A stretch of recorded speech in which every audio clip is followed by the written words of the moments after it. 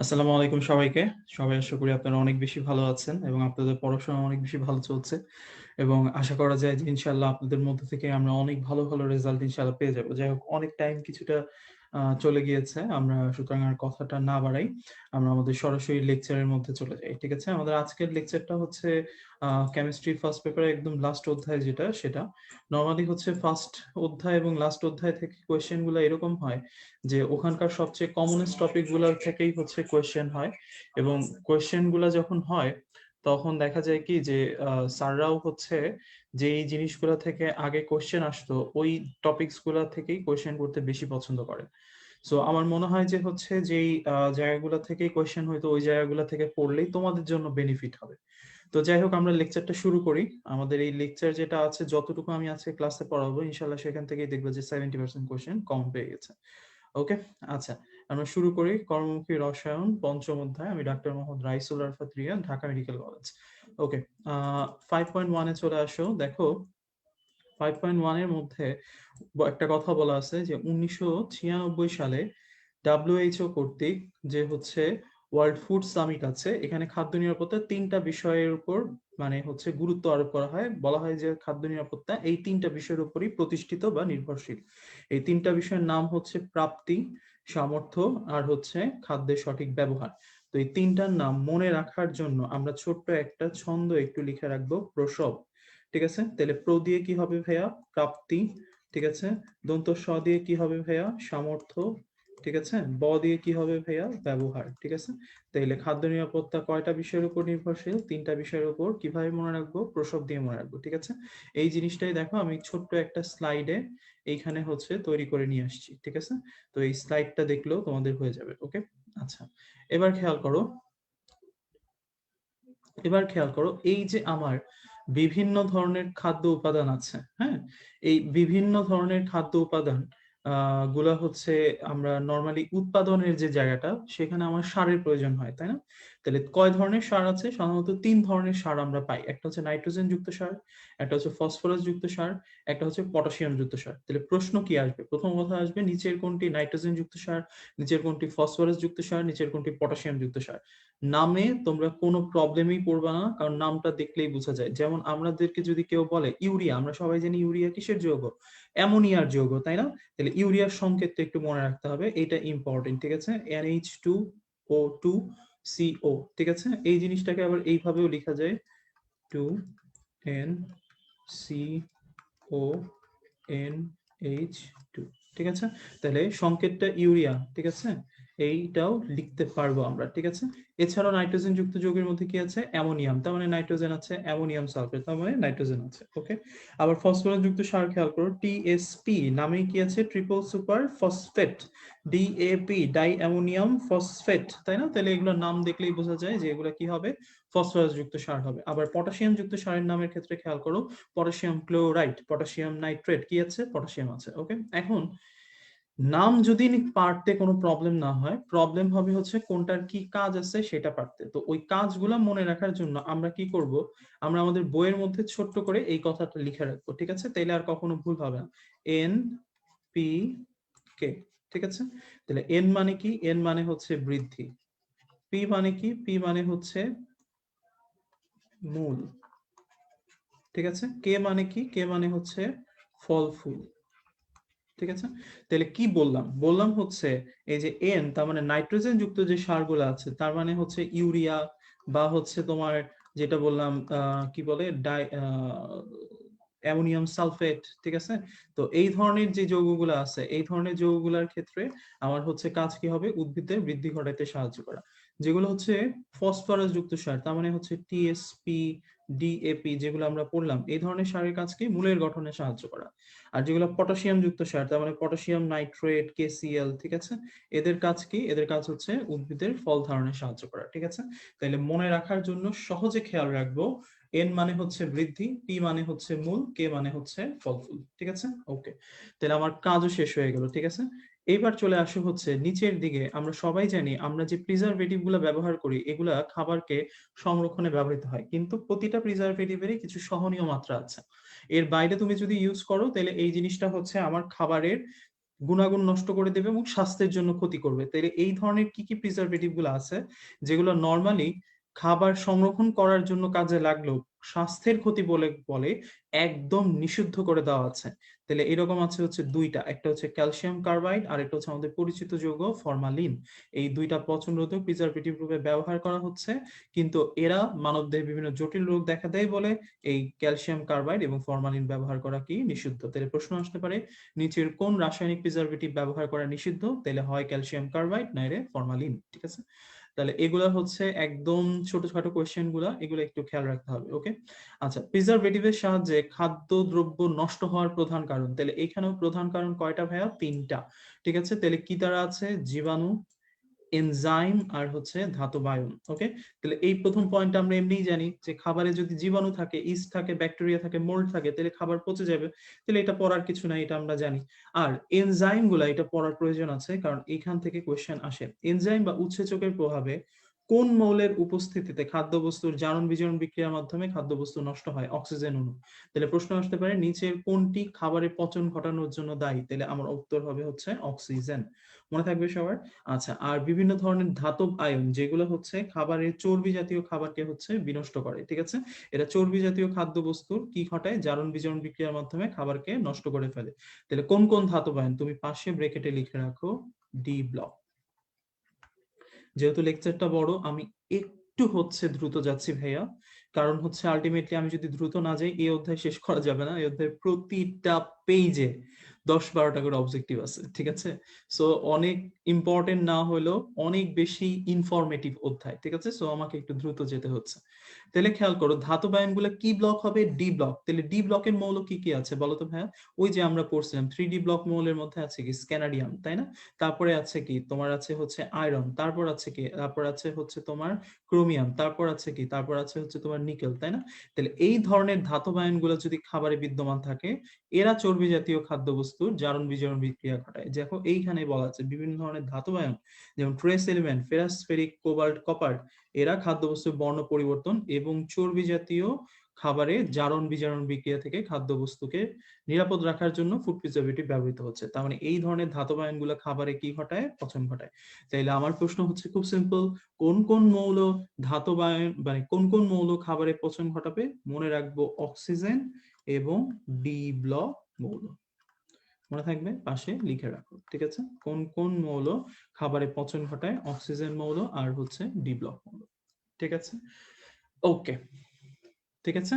আচ্ছা, এবার চলে আসি হচ্ছে আমরা নিচের দিকে। তুমি খেয়াল করো, আমার হচ্ছে বলা আছে, এটা আমরা সবাই জানি, প্রিজারভেটিভ কয় প্রকার? ২ প্রকার, একটা প্রাকৃতিক আর একটা কৃত্রিম। ঠিক আছে, এখন এই যে কৃত্রিম ভাবে আমি প্রিজারভেটিভ করব, তার মধ্যে একটা খুব কমনেস্ট প্রক্রিয়া যেটা আমরা নরমালি সবাই জানি এবং আমরা ছোটবেলাতেও হচ্ছে এই পদ্ধতি অ্যাপ্লাই করে আসছি। ঠিক আছে, যে খাদ্যবস্তুর শুষ্ককরণ আমরা হচ্ছে দেখতাম খুব মজা করে, যে হচ্ছে আমরা এই বিভিন্ন গ্রামের বাড়িতে বেড়াইতে গেলে বা যাদের বাড়ি হচ্ছে পটুয়াখালীর দিকে বা হচ্ছে তোমাদের যাদের বাড়ি হচ্ছে চিটাগাঙের দিকে, তারা দেখছো যে হচ্ছে সমুদ্র সৈকতের পাড়ে সারি সারি করে হচ্ছে শুটকি টাঙানো হয়, তাই না?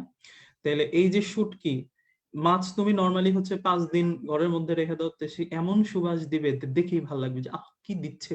ঠিক আছে, তো এই জিনিসটা ইন্টারেস্টিং না, যে একই জিনিস তুমি যখন হচ্ছে এমনিই রেখে দিলা তখন হচ্ছে একদম অবস্থা টাইট হয়ে যাচ্ছে, আর যখন বাতাসের মধ্যে এটাকে সুন্দর করে প্রিজার্ভ করে শুকায় ফেললা তখন সেটা অনেক দিন পর্যন্ত তুমি মানে বাইরে রেখে দিলে অনেক দিন পর্যন্ত সংরক্ষণ করা যাবে।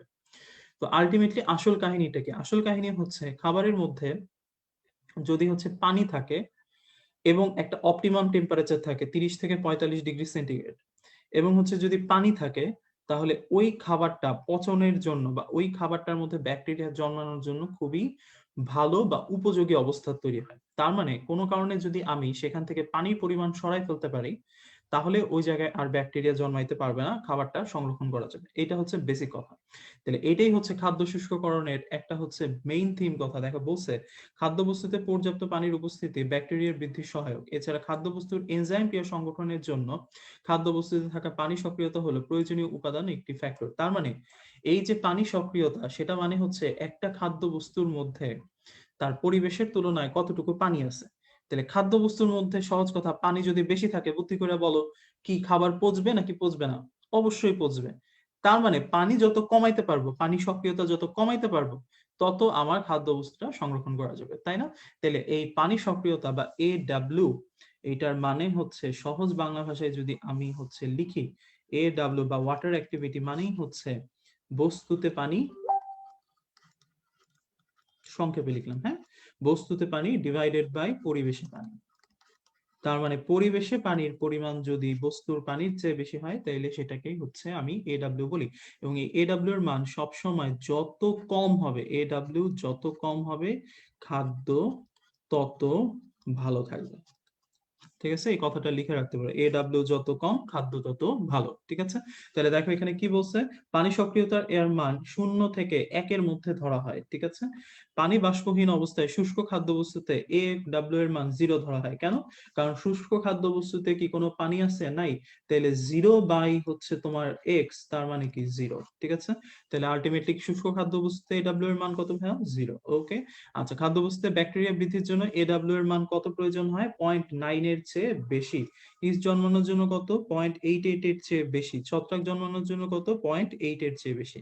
এই তিনটা কথা একটু মনে রাখতে হবে। আর যখন আমরা খাদ্যবস্তুকে কৌটাজাতকরণ করব, এই ক্ষেত্রে পানি সক্রিয়তার মান 0.6 এর কম রাখা হয়, ফলে খাদ্যতে ব্যাকটেরিয়া বা ছত্রাক জন্মাইতে পারে না।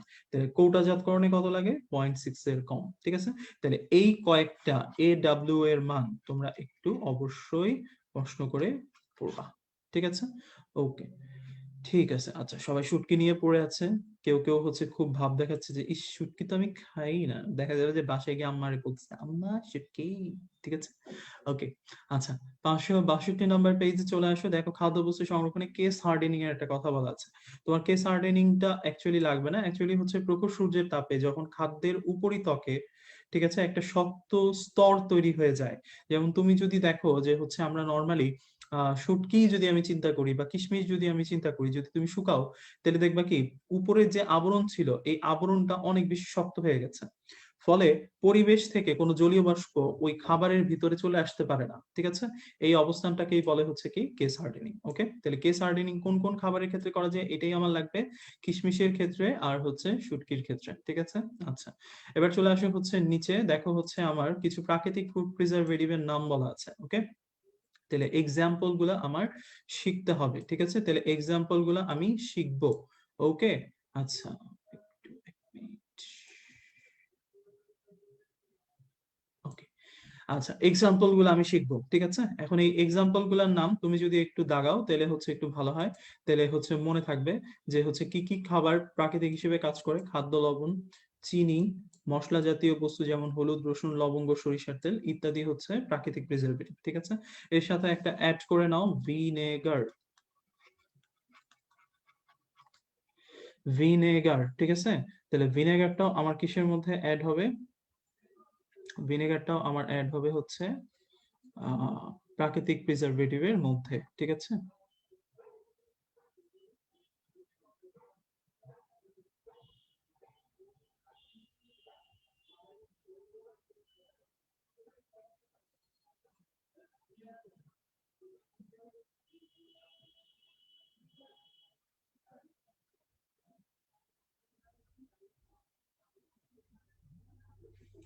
ওকে, তাহলে আলটিমেটলি তুমি খেয়াল করো যে এই খাবারগুলো হচ্ছে কোনটা কি কাজ করে। দেখো, হলুদ হলো এক ধরনের অ্যান্টি অক্সিডেন্ট যে পচন কাজে বাধা দেয়।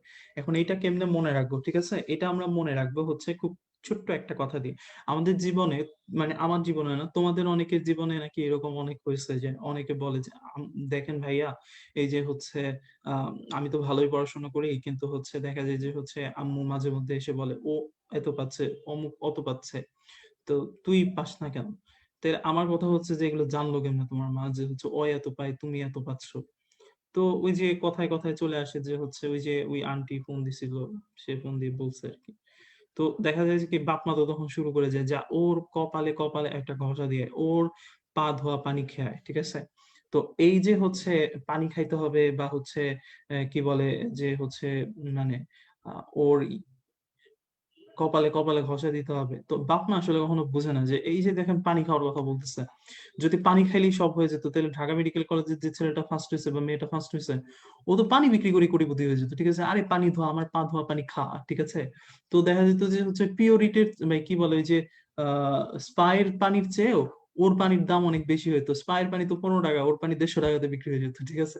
সো বাপ মা আসলে কখনো এই জিনিসগুলো বোঝে না, এবং এখানে প্রভাবক হিসেবে কোনটা কাজ করে, প্রভাবক বা ক্যাটালাইটিক হিসেবে কাজ করে হচ্ছে আন্টিরা, তারা ফু দেয়, ঠিক আছে? তো এই ধরনের আন্টিদের জন্য হচ্ছে ডেডিকেটেড করে একটা ছোট্ট লাইন, হলুদ আন্টিরা পচে না, ঠিক আছে? তুমি যতই কিছু করে ফেলো, যাই করে ফেলো, ইনারা পচবে না, ঠিক আছে? তাহলে হলুদ হলো এক ধরনের অ্যান্টিঅক্সিডেন্ট যা খাবারের মধ্যে থাকলে খাবার পচে না, ঠিক আছে? ওকে, এবার চলে আসা হচ্ছে নিচে, দেখো খাদ্য লবণ খাবারের পানিকে শোষণ করে না। আমরা জানি হচ্ছে লবণ হচ্ছে কি, এটি পানি গ্রাহী বা পানি শোষী পদার্থ, ফলে পানি শোষণ করে নিলে কি জন্মাইতে পারবে না? ব্যাকটেরিয়া জন্মাইতে পারবে না। আর দেখো সরিষার তেল ব্যাকটেরিয়াকে খাদ্যবস্তুর সংস্পর্শ থেকে দূরে রাখে। কেমনে মনে রাখবো? সরিষার তেলে দন্ত স আছে, সংস্পর্শতেও দন্ত স আছে। ওকে, আচ্ছা, এবার চলে আসে হচ্ছে খাদ্য লবণ। ওকে, এইখানে নরমালি দুই ধরনের প্রক্রিয়া আছে, ঠিক আছে? এই দুইটা প্রক্রিয়া তোমাকে একটু মাথায় রাখতে হবে। একটা হচ্ছে ভাইয়া কিউরিং, ঠিক আছে?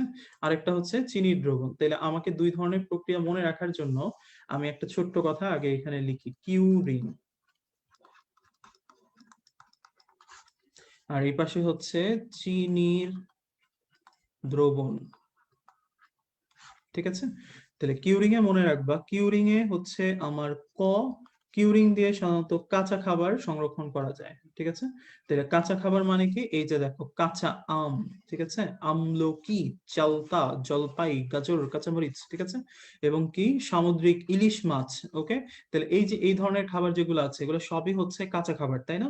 তো আলটিমেটলি মানে আলটিমেটলি এই ধরনের খাবারগুলো যদি তুমি সংরক্ষণ করতে চাও তাহলে তোমার প্রক্রিয়ার নাম কি হবে? কিউরিং। তাহলে ক দিয়ে কিউরিং, ক দিয়ে কাঁচা খাবার। ওকে, আর চিনির দ্রবণটা তুমি অলওয়েজ মনে রাখবা প্রক্রিয়াজাত খাবার, ঠিক আছে? তাহলে প্রক্রিয়াজাত খাবার মানে কি? এই যে দেখো নিচে এক্সাম্পল আছে, জ্যাম, জেলি, আচার, কাসন্দ, মোরব্বা, কমলা লেবুর আচার। তার মানে এই যে এই ধরনের যেগুলো প্রক্রিয়াজাত খাবার, সেই ধরনের খাবারগুলো যদি আমি সংরক্ষণ করতে চাই তাহলে আমি দিব চিনির দ্রবণ। এখন কিউরিং এর ক্ষেত্রে যে চিনি যে লবণটার প্রয়োজন হয়, ঠিক আছে? কিউরিং হয় কি দিয়ে? লবণ দিয়ে। এই লবণের পার্সেন্টেজটা কত থাকে? 7 to 8%, অথবা 15 to 20%, ঠিক আছে? তাহলে এর পার্সেন্টেজ কত থাকে? এই দুইটা। আর চিনি দ্রবণের ক্ষেত্রে পার্সেন্টেজটা কত থাকে? 65 থেকে 70%। ওকে, তাহলে এই কয়েকটা কথা একটু একটু জাস্ট ঠান্ডা মাথায় মনে রাখতে হবে, ঠিক আছে? তাহলে এখান থেকে আর তেমন কিছু পড়ার নাই। ওকে, এবার চলে আসি হচ্ছে আমরা নিচের দিকে। নিচে চলে যাও 5.2.2। দেখো এখানে রাসায়নিক প্রিজারভেটিভ আছে। তাহলে দেখো রাসায়নিক ফুড প্রিজারভেটিভ প্রধানত কয় প্রকার? 3 প্রকার। একটা হচ্ছে অ্যান্টি মাইক্রোবিয়াল, একটা হচ্ছে অ্যান্টি অক্সিডেন্ট, আর একটা হচ্ছে কিলোটিং এজেন্ট। আমি এই জিনিসটাকেই সহজে মনে রাখি হচ্ছে এইভাবে, এম ও সি, মক। তাহলে এম মানে কি ভাইয়া? মাইক্রোবিয়ালস। ও মানে কি ভাইয়া? অক্সিডেন্ট। সি মানে কি ভাইয়া? কিলেটিং এজেন্ট, ঠিক আছে? তাহলে আলটিমেটলি এই তিনটা হচ্ছে, তিনটার নাম মনে রাখার জন্য এম ও সি। এখন এই যে অ্যান্টি মাইক্রোবিয়ালস, এগুলোর এক্সাম্পল আমরা কিভাবে মুখস্থ করব? আমি এই ধরনের এক্সাম্পল গুলা সহজে মনে রাখার জন্য তোমাদেরকে একটা ছোট্ট স্লাইড প্রিপেয়ার করে দিচ্ছি। তুমি আমার এই কথাটা সবসময় মনে রাখবা, এই কথা যেন কখনোই ভুল না হয়, ঠিক আছে? আচ্ছা, সবাই একটু খাতা বের করো ভাইয়া।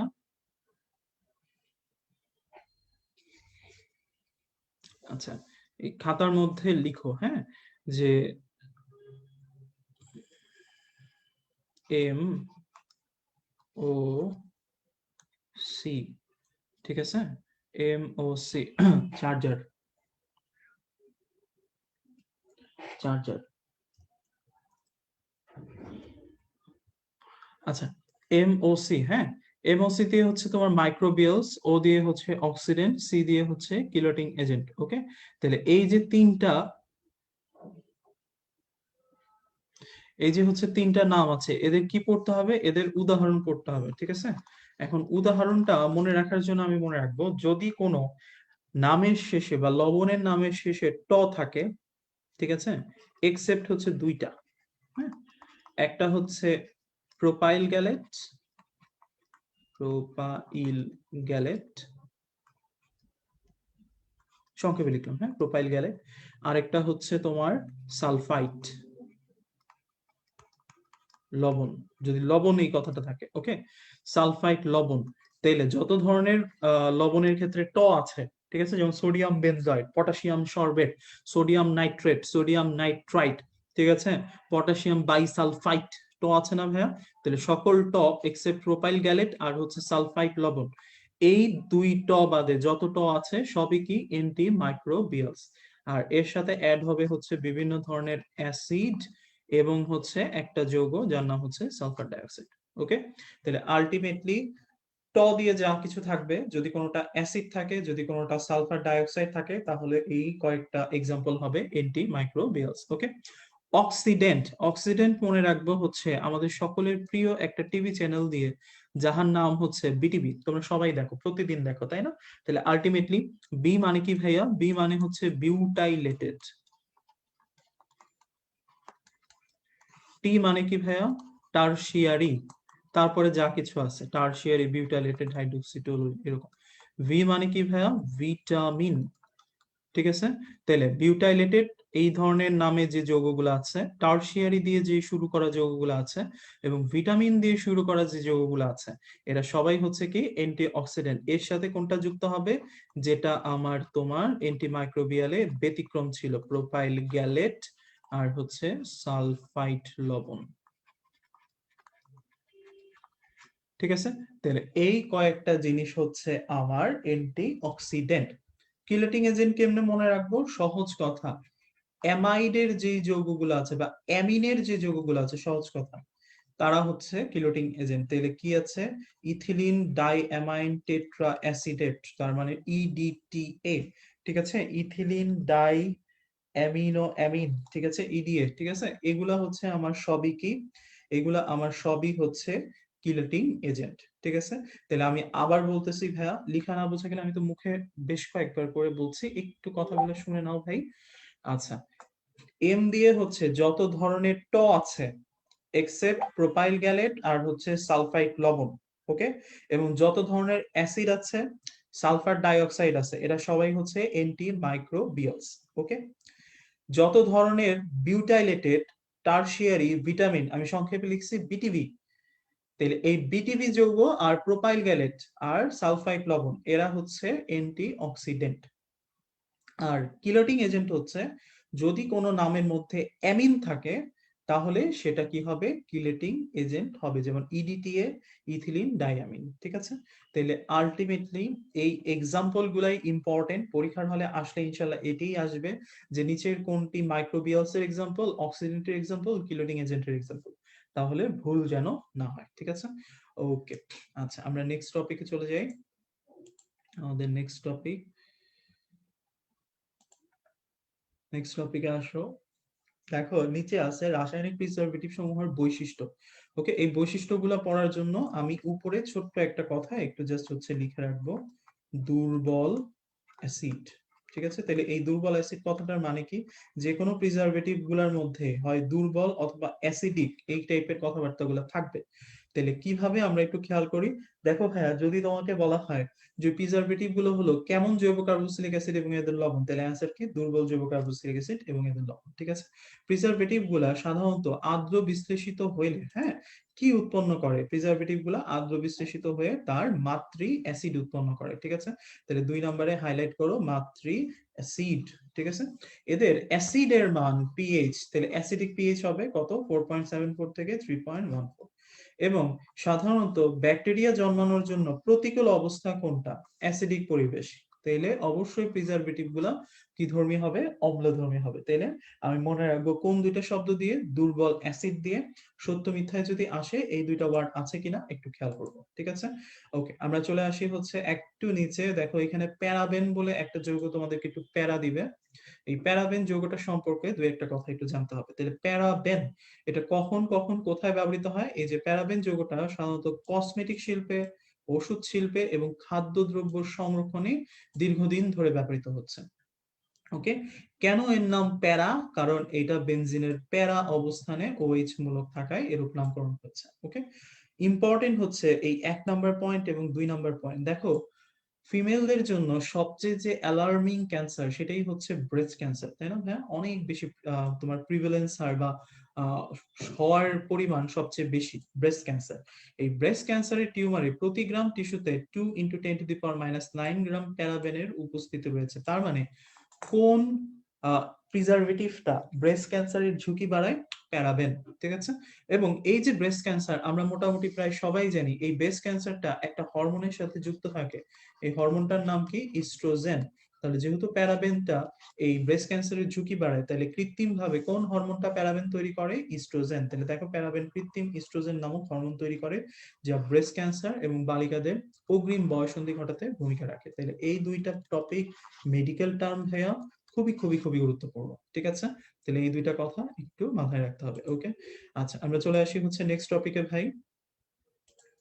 নেক্সট টপিকে চলে যাও। নেক্সট টপিকে খেয়াল করো, এখানে যে কথাগুলো আছে, যে লাইনগুলো দাগায় দেওয়া আছে, একটু কষ্ট করে পড়ে ফেলবা ভাই। ইম্পর্টেন্ট যদি আমি তোমাদেরকে বলি, তাহলে এই যে নাইট্রেট লবণ, এটা একটু ইম্পর্টেন্ট, কারণ এখানে একটা ব্যাকটেরিয়ার নাম আছে ক্লস্ট্রিডিয়াম বটুলিনাম, যেটা হচ্ছে আমার খাদ্যের টক্সিন সৃষ্টি করে, এবং এই টক্সিন প্রদানকারী ব্যাকটেরিয়াটাকে নষ্ট করার জন্যই আমার নাইট্রেট লবণটা ব্যবহৃত হয়, ঠিক আছে? ওকে, এবার নিচে চলে আসি ভাই। আচ্ছা, এখন তুমি খেয়াল করো, এই যে অ্যান্টি অক্সিডেন্ট আর এই যে কিলেটিং এজেন্ট, দুইটাই কিন্তু হচ্ছে চর্বি জাতীয় খাবারের উপর কাজ করে, ঠিক আছে? তাইলে এদের মধ্যে পার্থক্য করব কিভাবে? ডেফিনেশনে তুমি মনে রাখবা, যদি অ্যান্টি অক্সিডেন্ট ডেফিনেশনে বলে, তাহলে তুমি অলওয়েজ খেয়াল রাখবা ডেফিনেশনের মধ্যে অবশ্যই এই কথাটা থাকবে, মুক্তমূলক শোষণ করে, ঠিক আছে? তার মানে যে সকল মানে হচ্ছে রাসায়নিক যৌগ লিপিড বা চর্বি জাতীয় জারণ বিচরণ বিক্রিয়ায় অংশগ্রহণকারী অক্সিজেন অণু ও লিপিড অণু থেকে সৃষ্ট মুক্তমূলককে শোষণ করে রাসায়নিক বা চর্বি জাতীয় খাদ্যবস্তুর পচনকে রোধ করে, তাদেরকে বলা হয় হচ্ছে অ্যান্টিঅক্সিডেন্ট। তাহলে কোন শব্দটা খেয়াল রাখবো? মুক্তমূলক শোষণ, এই কথাটা, ঠিক আছে? আর মুক্তমূলক শোষণ আর অক্সিজেন অনুশোষণ, এটার উপর ভিত্তি করে অ্যান্টিঅক্সিডেন্টকে দুই ভাগে ভাগ করা হয়েছে। একটা হচ্ছে মুক্তমূলক, আর একটা হচ্ছে অক্সিজেন শোষণকারী অ্যান্টিঅক্সিডেন্ট। পড়া খুব সহজ। আমি বলছিলাম কি ভাইয়া? বিটিভি, তাই না? মনে আছে নিশ্চয়ই সবার, বিটিভি, ঠিক আছে? তুমি মনে রাখবা এই বিটি প্লাস প্রোপাইল গ্যালেট, গ্যালেট, ঠিক আছে? প্রোপাইল গ্যালেট এই টাইপের উদাহরণগুলা হচ্ছে মুক্তমূলক শোষণকারী অ্যান্টিঅক্সিডেন্ট। দেখো, তুমি যদি একটা এক্সাম্পল জাস্ট মনে রাখো, তোমার জন্য অনেক কিছু মনে রাখা সহজ হয়ে যাবে। কিন্তু তুমি যদি হচ্ছে ভাইয়া মানে ওই এক্সাম্পল গুলা খেয়াল না রাখো, তাহলে তখন কিন্তু হচ্ছে তুমি বিপদে পড়ে যাবা, ঠিক আছে? তাহলে বিটিভি দিয়ে যেটা আছে বিআরটি, তাহলে প্রোপাইল গ্যালেট, এই 3 টাইপের উদাহরণগুলো হবে মুক্তমূলক শোষণকারী একটি অক্সিডেন্ট। আর যেটার মধ্যে ভিটামিন থাকবে প্লাস, ভিটামিন প্লাস সালফাইট লবণ, ঠিক আছে? তাহলে সেই এক্সাম্পল সালফাইট লবণ, ঠিক আছে? দেখো বইয়ের মধ্যেই আছে, লেখার প্রয়োজন নাই। ওকে, সালফাইট লবণ এগুলো হবে হচ্ছে অক্সিজেন অনুশোষণকারী অ্যান্টিঅক্সিডেন্ট। ওকে, তাহলে টাইপস গুলো আমি বারবার করে বলতেছি ভাইয়া, কারণ টাইপস গুলো খুবই ইম্পর্টেন্ট। এই টাইপস গুলো তোমাকে জানতে হবে। ওকে, তাহলে তুমি খেয়াল করো, অ্যান্টিঅক্সিডেন্ট সমূহের মধ্যে কিছু আমার প্রাকৃতিক অবস্থাতেই থাকে। কোনগুলা? যেগুলো হচ্ছে ভিটামিন, তাই না? ভিটামিন কোথায় থাকে? বিভিন্ন খাদ্য বস্তুর মধ্যে থাকে। তাহলে খাদ্য বস্তুর মধ্যে যখন থাকে, এটা তো আমি বানাই নাই, এটা মহান আল্লাহ পাকই বানায় রাখছেন। তাহলে এটা প্রাকৃতিক প্রিজারভেটিভ, প্রাকৃতিক অ্যান্টিঅক্সিডেন্ট, যেগুলো বিভিন্ন খাদ্য বস্তুর মধ্যে থাকে। তাহলে কোন কোন অ্যান্টিঅক্সিডেন্ট সমূহ হচ্ছে প্রাকৃতিক, কোন কোনগুলা হচ্ছে কৃত্রিম, এই জিনিসটা একটু জানতে হবে। ওকে, তাহলে প্রাকৃতিক কি কি ভাইয়া? যেগুলো ভিটামিন, সহজ কথায় মনে রাখবা ভিটামিনস, ব্রেকেটে লিখে রাখো ভিটামিনস এবং হচ্ছে অধাতু, ঠিক আছে?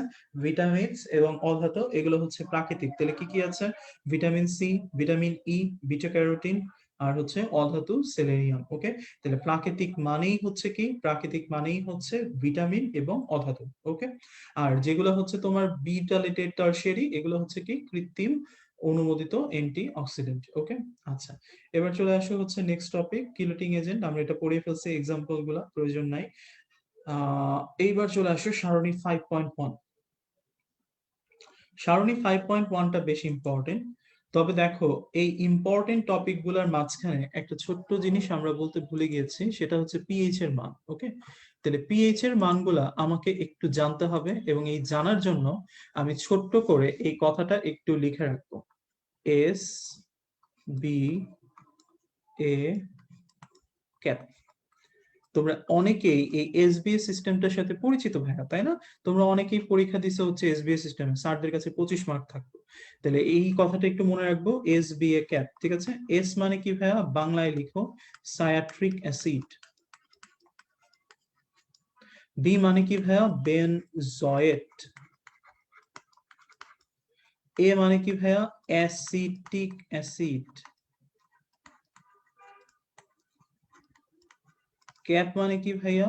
ক্যালসিয়াম প্রোপানয়েট, ঠিক আছে? তাইলে এই যে পিএইচ এর মান, এগুলোর মান সিরিয়াল বাই ছোট থেকে বড় হবে। তাহলে এটা হচ্ছে 3.14, এটা হচ্ছে 4.2, এটা হচ্ছে 4.74, এটা হচ্ছে 4.89, ঠিক আছে? তাহলে ক্যালসিয়ামের সরি এই যে প্রিজারভেটিভ গুলা, এগুলো হচ্ছে পিএইচ এর মান, এগুলো হচ্ছে সিরিয়াল বাই, মনে রাখবা এসবিএ ক্যাপ এই ছন্দটা দিয়ে, ঠিক আছে? তাহলে এই জিনিসটা একটু লিখে রাখো, কখনোই যেন ভুল না হয়, পিএইচ এর মানগুলো কিন্তু ইম্পর্টেন্ট, ঠিক আছে? আচ্ছা, এবার চলে আসি হচ্ছে আমাদের নেক্সট টপিকে। নেক্সট টপিকে কি বলা আছে দেখি। এই যে প্রিজারভেটিভ, এগুলোর নাম পড়ে ফেলছি, ট আছে, অ্যাসিড আছে, ট আছে, sulphur dioxide, citric acid, nitrate, nitrate লবণ, ট আছে। তাহলে এরা সবাই কি? দেখো এরা সবাই হচ্ছে এন্টি মাইক্রোবিয়ালস। তাহলে এক্সাম্পল গুলো আমি পারি, ওকে? এখন অনুমোদিত মাত্রা, এই জিনিসটা শেখার জন্য আসলে সহজ কোনো টেকনিক নাই। তাইলে তোমাকে যেগুলা হচ্ছে অনুমোদিত মাত্রা কমন, সেগুলো মনে রাখতে হবে, বাকিগুলা মুখস্থ করতে হবে, ঠিক আছে? তাহলে কমন গুলা আমি একটু দেখি। এই যে দেখো হচ্ছে 200, 200 বেনজয়েট সরবেট, ঠিক আছে? তারপর হচ্ছে সালফাইট, ঠিক আছে, 200। তারপর হচ্ছে সাইট্রিক অ্যাসিড কত? 200, ঠিক আছে? তাইলে আমি নরমালি এইটাকে ছোট্ট করে মনে রাখি হচ্ছে বিএস, তার মানে বেনজয়েট, ঠিক আছে, সরবেট, তারপরে হচ্ছে সায়াট্রিক অ্যাসিড, তারপরে হচ্ছে তোমার সালফেট, এরা সবাই হচ্ছে কি 200, ওকে? তাহলে এরা সবাই হচ্ছে 200, বাকি যারা আছে তাদেরটা তোমাকে মুখস্থ করতে হবে, ওকে? আচ্ছা, এখন এখানকার মধ্যে কিছু ব্যবহার আছে ভাইয়া, এই ব্যবহারগুলো শুধু হাজারি স্যার থেকে না, তোমরা যেটা করবা, গুরু স্যারের বইতেও অনেকগুলো ব্যবহার আছে। এই ব্যবহারগুলো সুন্দর করে এই জায়গার মধ্যে হচ্ছে লিখে রাখবা, ঠিক আছে? এখন মজার ব্যাপার হচ্ছে অনেকগুলা ব্যবহার অনেকগুলাতে কমন। তাহলে কমন যেগুলো সেগুলো তো পড়ে লাভ নাই, আনকমন যেগুলো সেগুলো থেকেই মোটামুটি কোয়েশ্চেন আসার সম্ভাবনা সবচেয়ে বেশি, ঠিক আছে? তাহলে আনকমন গুলো আমরা একটু জাস্ট দাগায় রাখি, ওকে? তাহলে দেখো এই যে বেনজয়েট, এই বেনজয়েটে আনকমন, নামে আনকমন, ঠিক আছে? বইয়ের বাইরে থেকে কোশ্চেন হবে না, সুতরাং যেভাবে বই আছে সেভাবেই পড়বো। জেলি, বিস্কুট, ঠিক আছে, এই কয়েকটা পয়েন্ট, ঠিক আছে, অন্য কোথাও তুমি পাবা না। সফট ড্রিঙ্কস, ঠিক আছে, অন্য কোথাও পাবা না। তাহলে মনে রাখবো জেলি, বিস্কুট, সফট ড্রিঙ্কস, এগুলো সোললি কার ব্যবহার? বেনজয়েটের, ঠিক আছে? আচ্ছা, শব্দ দিয়ে, হ্যাঁ, শব্দ দিয়ে মনে। তারপর এখানে হচ্ছে মাখন, ওকে, দই, ওকে, মিষ্টি, ওকে, এই কয়েকটা উদাহরণ হচ্ছে সরবেটের, ঠিক আছে? আচ্ছা, অ্যাসিটিক অ্যাসিড বা ভিনেগারে এখানে যা আছে এগুলো উপরের মধ্যেই আছে। আচ্ছা, কেক, প্রোপানয়েড সমূহের মধ্যে ইম্পর্টেন্ট কথা, ওকে? সালফেটের মধ্যে শুকনো ফল, মদ, এটা হচ্ছে সালফেটের ব্যবহার। সাইট্রিক অ্যাসিডের ক্ষেত্রে মাছ মাংস সংরক্ষণ, এই জিনিসটা একটু মনে রাখবা। আর যদি বলে সামুদ্রিক মাছ মাংস সংরক্ষণ, তার মানে মনে রাখবা হচ্ছে একটা লবণ, সোডিয়াম নাইট্রেট বা নাইট্রেট, ওকে? তাহলে আলটিমেটলি যেগুলা আনকমন সেগুলো আমি কিন্তু সব গোল্লা গোল্লা দিয়ে দিছি। এখন যদি কেউ বলো যে ভাইয়া এগুলো মনে রাখতে পারতেছি না, টেকনিক কি হবে, তাহলে কিন্তু হচ্ছে সমস্যা, ঠিক আছে? তাইলে এগুলা একটু কষ্ট করে হচ্ছে মাথায় রাখতে হবে, যেন হচ্ছে তোমার ভুল না হয়ে যায়, ঠিক আছে? আচ্ছা, এবার আসে হচ্ছে আমাদের নেক্সট টপিক, পরের পেজে চলে যাই। দেখো পরের পেজের মধ্যে দেখো অ্যান্টি অক্সিডেন্টের কিছু এক্সাম্পল আছে। তাহলে বিউটাইলেটেড, বিউটাইলেটেড টারশিয়ারি, তার নামেই বোঝা যাচ্ছে এরা কি হবে ভাইয়া? অ্যান্টি অক্সিডেন্ট হবে, ওকে? তাহলে এরা হচ্ছে অ্যান্টি অক্সিডেন্ট, এবং এদের ব্যবহারের উদ্দেশ্যগুলো প্রতিটাই আলাদা আলাদা, সুতরাং এই প্রতিটা পয়েন্ট একটু পড়তে হবে, ওকে? আর এটার ক্ষেত্রে মনে রাখবা যারা হচ্ছে অ্যান্টি অক্সিডেন্ট, এদের ক্ষেত্রে অলওয়েজ অনুমোদিত মাত্রা হয় হচ্ছে 100 এক্সেপ্ট BH টি, যেটার অনুমোদিত মাত্রা হচ্ছে 200। তাহলে সকল ধরনের বিটি এর অনুমোদিত মাত্রা কত ভাইয়া? 100। কিন্তু একটাই এক্সেপশন, সেটা হচ্ছে বিএইচটি, যেটা হচ্ছে কত? 200। ঠিক আছে, ওকে। আর এখান থেকে ছোট্ট করে যেটা পড়ে নিবা সেটা হচ্ছে ভাইয়া একদম লাস্টের দিকে তুমি দেখো সরবিটল বলে একটা পয়েন্ট আছে। এটা বিভিন্ন এটা হচ্ছে এক ধরনের মিষ্টকারক পদার্থ, যেটা ডায়াবেটিক চকলেট এবং শিশুর দাঁতের ক্ষয় রোধক হিসেবে ব্যবহৃত হয়। ঠিক আছে, তাহলে এই সরবিটলটা খুবই ইম্পর্টেন্ট, কারণ এটা এক ধরনের কি ডায়াবেটিক চকলেট। ওকে, আচ্ছা, এবার চলে আসা হচ্ছে 5.3। 5.3 থেকে আমরা যেটা পড়বো সেটা হচ্ছে একদম নিচের দিকে 570 নাম্বার পেজে আছে। দেখো, এক্সস্টিং বা সিলিং। আচ্ছা, এই কথাটার মানে কি ভাই? নরমালি এক্সস্টিং বা সিলিং, ঠিক আছে, এই কথাটার মানে হচ্ছে যে খাদ্য বস্তুর মধ্যে বিভিন্ন ধরনের আঁশ জাতীয় বস্তু বা বিভিন্ন ধরনের মানে খারাপ জিনিসপত্র লেগে থাকে। ঠিক আছে, এই খারাপ জিনিসপত্রগুলা আমাদেরকে হচ্ছে প্রথমে ধুয়ে ফেলতে হয়। ধুয়ে ফেলার পরে আমরা এদেরকে কৌটাজাতকরণ করি। ঠিক আছে, এবং কৌটাজাতকরণের মধ্যে আমাকে অবশ্যই এই খাবারটার মধ্যে যেন কোনো ধরনের ব্যাকটেরিয়া না থাকে সেটা এনশিওর করতে হয়, এবং কোনো ধরনের অক্সিজেন যেন না থাকে সেটা এনশিওর করতে হয়। এই দুইটা প্রসেসকে বলা হয় হচ্ছে এক্সস্টিং এন্ড সিলিং। ঠিক আছে, তাহলে এক্সস্টিং বা সিলিং দুই প্রক্রিয়ায় করা যায়, একটা হচ্ছে পানি স্ফুটন বা একটা হচ্ছে চাপ কৌটাজাতকরণ। এখন পানি স্ফুটন বা চাপ কৌটাজাতকরণ এইভাবে পড়লে কেন পড়বো? কারণ হচ্ছে তোমার বইয়ের মধ্যে অনেকগুলা ভাইয়া, এই যে দেখো, দেশি ফলের কোটাজাতকরণ আছে। ঠিক আছে, যেমন হচ্ছে আমের কোটাজাতকরণ, আনারসের কোটাজাতকরণ, পেয়ারার কোটাজাতকরণ। ঠিক আছে, এই ধরনের অনেকগুলা কোটাজাতকরণ আছে। এরপরে কাঁঠাল কোটাজাতকরণ, তারপর সবজির কোটাজাতকরণের মধ্যে আবার কচি ভুট্টার কোটাজাতকরণ আছে। ঠিক আছে, আবার সবুজ মটরশুটির কোটাজাতকরণ আছে। ঠিক আছে, তেল মাছের কোটাজাতকরণ আছে, মাংসের কোটাজাতকরণ আছে। তাহলে এত কোটা করতে করতে তুমি কোটা হয়ে যাবে। ঠিক আছে, তাহলে কোটা আমি কিভাবে করে হচ্ছে পড়বো, কোনটার টেম্পারেচার কত, কোনটার পিএইচ কত, কোনটা কোন প্রক্রিয়ায় করা হয়, এই জিনিসটা সহজে মনে রাখার জন্যই আমি দুইটা পদ্ধতি একটু তুলনা করে পড়বো। ঠিক আছে, তাহলে কিভাবে, আসো আমরা বইয়ের মধ্যে একটা ছোট্ট চার্ট করি।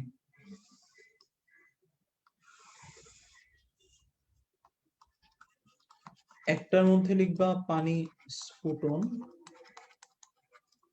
আর একটার মধ্যে লিখবা চাপ কৌটাজাতকরণ। ঠিক আছে, এখানে লিখবা হচ্ছে পিএইচ, এখানে লিখবা হচ্ছে তাপমাত্রা, এখানে লিখবা হচ্ছে চাপ, এখানে লিখবা হচ্ছে উদাহরণ। আচ্ছা, আমি এক্সাম্পল গুলাই আগে লিখি। দেশি ফল, টক সবজি। টক সবজি মানে কি? চালতা, তারপর হচ্ছে তোমার টমেটো, এগুলা। আর হচ্ছে মশলা, ঠিক আছে, হলুদ, রসুন, এগুলো। ঠিক আছে, এই তিন ধরনের খাবার। ঠিক আছে, তোমার বইয়ে যত ধরনের ফল আছে, আম বলুক, আনারস বলুক, তারপর হচ্ছে তোমার পেয়ারা বলুক, যাই বলুক, সব টক সবজি এবং মশলা, এরা হচ্ছে অবশ্যই কোন প্রক্রিয়ায় করতে হবে? পানি স্ফুটন বা। ঠিক আছে, আর বাকি যা কিছু আছে, ঠিক আছে, তার মানে ওই যে বাকি যা কিছু আছে, সবুজ মটরশুটি, ঠিক আছে, তারপরে যে কি দেখলাম, বাঁশকোরাল, ঠিক আছে, বাঁশকোরাল, হ্যাঁ, তারপর হচ্ছে মাছ মাংস, ঠিক আছে, এরা প্রত্যেকেই কোন প্রক্রিয়ায় হবে? চাপ কৌটাজাতকরণ। ঠিক আছে, তাইলে এই কয়েকটা হচ্ছে পানি স্ফুটন, এই কয়েকটা হচ্ছে চাপ কৌটাজাতকরণ। এখন মজার ব্যাপার হচ্ছে ভাইয়া, কেন ফল টক হয় বা কাঁচা হয়? কারণ তার মধ্যে অ্যাসিড থাকে, তাই না? তাহলে অ্যাসিড যার থাকে তার পিএইচ এর মান কি হবে? অলওয়েজ কম হবে। কত? 4.6 এর কম।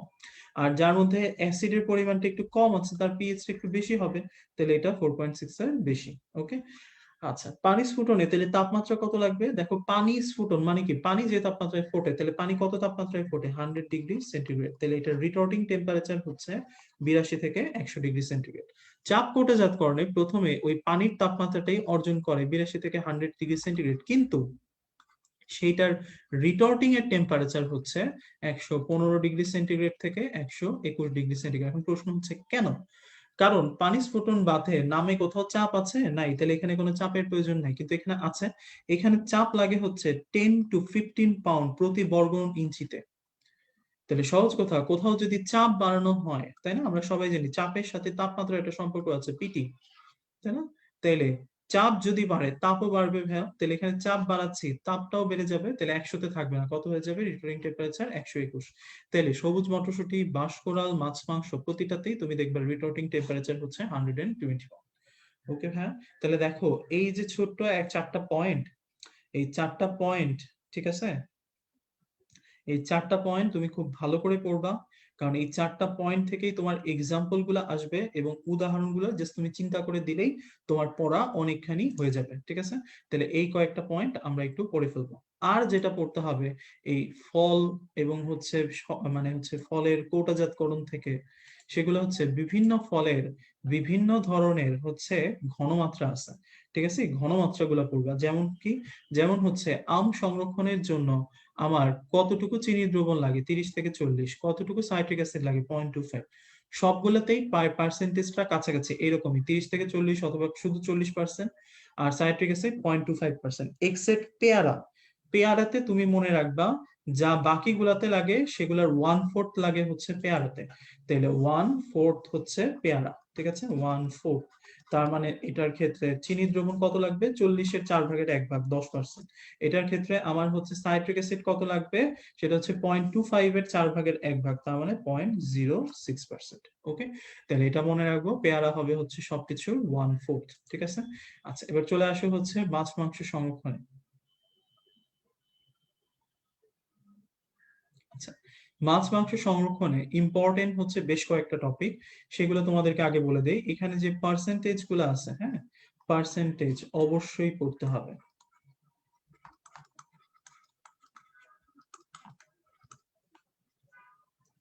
ঠিক আছে হ্যাঁ, পার্সেন্টেজ গুলা অবশ্যই পড়তে হবে, ঠিক আছে, খুবই ইম্পর্টেন্ট। সেটা মাছের পার্সেন্টেজই হোক আর হচ্ছে মাংসের পার্সেন্টেজই হোক, প্রোটিন কত পার্সেন্ট থাকে, চর্বি কত পার্সেন্ট থাকে, লবণ কত পার্সেন্ট থাকে, ভিটামিন কত পার্সেন্ট থাকে, কঠিন পদার্থ কত পার্সেন্ট থাকে, খুবই ইম্পর্টেন্ট। আরেকটা কথা মনে রাখবা, মাছের চর্বি কোন কোন ভিটামিনের প্রধান উৎস, তাহলে ভিটামিন এ এবং ভিটামিন ডি, ঠিক আছে। তাহলে মাছের উৎস কোন কোন ভিটামিনের প্রধান উৎস, ভিটামিন এ ডি। ওকে, আচ্ছা, আর মাংসের ক্ষেত্রেও সেম ভাবে ভাইয়া পার্সেন্টেজ গুলো অবশ্যই পড়তে হবে, ঠিক আছে। এই যে এখানেই লেখা আছে, পার্সেন্টেজ গুলো অবশ্যই পড়তে হবে, ঠিক আছে। তাহলে এখানেও দেখো পানির পার্সেন্টেজ কত, প্রোটিনের পার্সেন্টেজ কত, চর্বির পার্সেন্টেজ কত, এই পার্সেন্টেজ গুলো লাগবে। ওকে, আর দুইটার ক্ষেত্রে মজার ব্যাপার হচ্ছে, যেটা থেকে মেডিকেল অ্যাডমিশন টেস্টে কোশ্চেন আসছে, সেটা হচ্ছে মাছ মাংস দুটো সংরক্ষণের জন্যই আমার হচ্ছে চিনির দ্রবণ কত পার্সেন্ট লাগে আর লবণের দ্রবণ কত পার্সেন্ট লাগে। মজার ব্যাপার হচ্ছে দুইটাই 2%, তাহলে চিনি লাগে কয় পার্সেন্ট, 2%, আর হচ্ছে লবণ লাগে কয় পার্সেন্ট, 2%, ঠিক আছে। আচ্ছা ভাইয়া, স্কুল কলেজে খুলে দিছে তো আমাদের কি অফলাইন ক্লাস হবে কিনা? আচ্ছা দেখো, তোমাদের তো প্রায় লেকচার শেষ হয়ে যাচ্ছে, আর এটা তো আলটিমেটলি হচ্ছে মানে ভাইয়ার ডিসিশন। সো পরবর্তীতে যে ডিসিশন গুলো আসবে সেটা তোমাদেরকে জানিয়ে দেওয়া হবে, ঠিক আছে। ওকে, আচ্ছা এবার আসো হচ্ছে আমরা মাছের ক্ষেত্রে যে কোটাজাতকরণ করব, সেই মাছের কোটাজাতকরণের ক্ষেত্রে আমার নরমালি যে কৌটাটার মধ্যে নিব, এটার মধ্যে একটা আবরণ দেওয়া হয়, এই আবরণটা হচ্ছে কিসের, জিঙ্ক অক্সাইডের, ঠিক আছে। তাহলে প্রশ্ন যদি আসে কৌটার মধ্যে প্রলেপ কি দেওয়া থাকে, ঠিক আছে, জিঙ্ক অক্সাইড। আর আরেকটা উত্তর হচ্ছে জিঙ্ক সালফাইড, কোন রাসায়নিক পদার্থটার জন্য মাছের বর্ণ উজ্জ্বল হয়, মাছের বর্ণ উজ্জ্বল, তখন হচ্ছে তোমার জিঙ্ক সালফাইড। কাহিনীটা কি, কাহিনী হচ্ছে এই জিঙ্ক অক্সাইডের মধ্যে যে অক্সাইডটা আছে, এই অক্সাইডটা মাছের মধ্যে বিভিন্ন ধরনের প্রোটিন থাকে, যেগুলোর মধ্যে অন্যতম হচ্ছে সিস্টিন, ঠিক আছে, আর মিথিওনিন।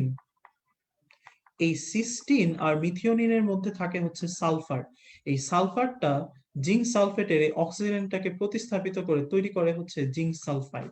এই জিঙ্ক সালফাইড যৌগটাই আমার মাছের বর্ণটাকে উজ্জ্বল করে ফেলে। তাহলে প্রশ্ন যদি আসে প্রলেপ কিসের দিও, তেলে দিবা জিঙ্ক অক্সাইড, যদি বলে কোনটা উজ্জ্বল করে তেলে দিবা হচ্ছে জিঙ্ক সালফাইড। ওকে, এই কথাটা যেন মনে থাকে, কারণ তোমরা অক্সাইড সালফাইডের মধ্যে প্রায় প্যাচ লাগাও। ওকে, আচ্ছা ঠিক আছে, আমরা এবার চলে আসি হচ্ছে 5.6 এ। আমরা এখন 2 মিনিটের একটা ব্রেক দিব ভাই, কারণ একটা না অনেকক্ষণ হয়ে যাচ্ছে। সাসপেনশন আর কোয়াগুলেশনটা পড়ার আগে জাস্ট 2 মিনিটের একটা ব্রেক।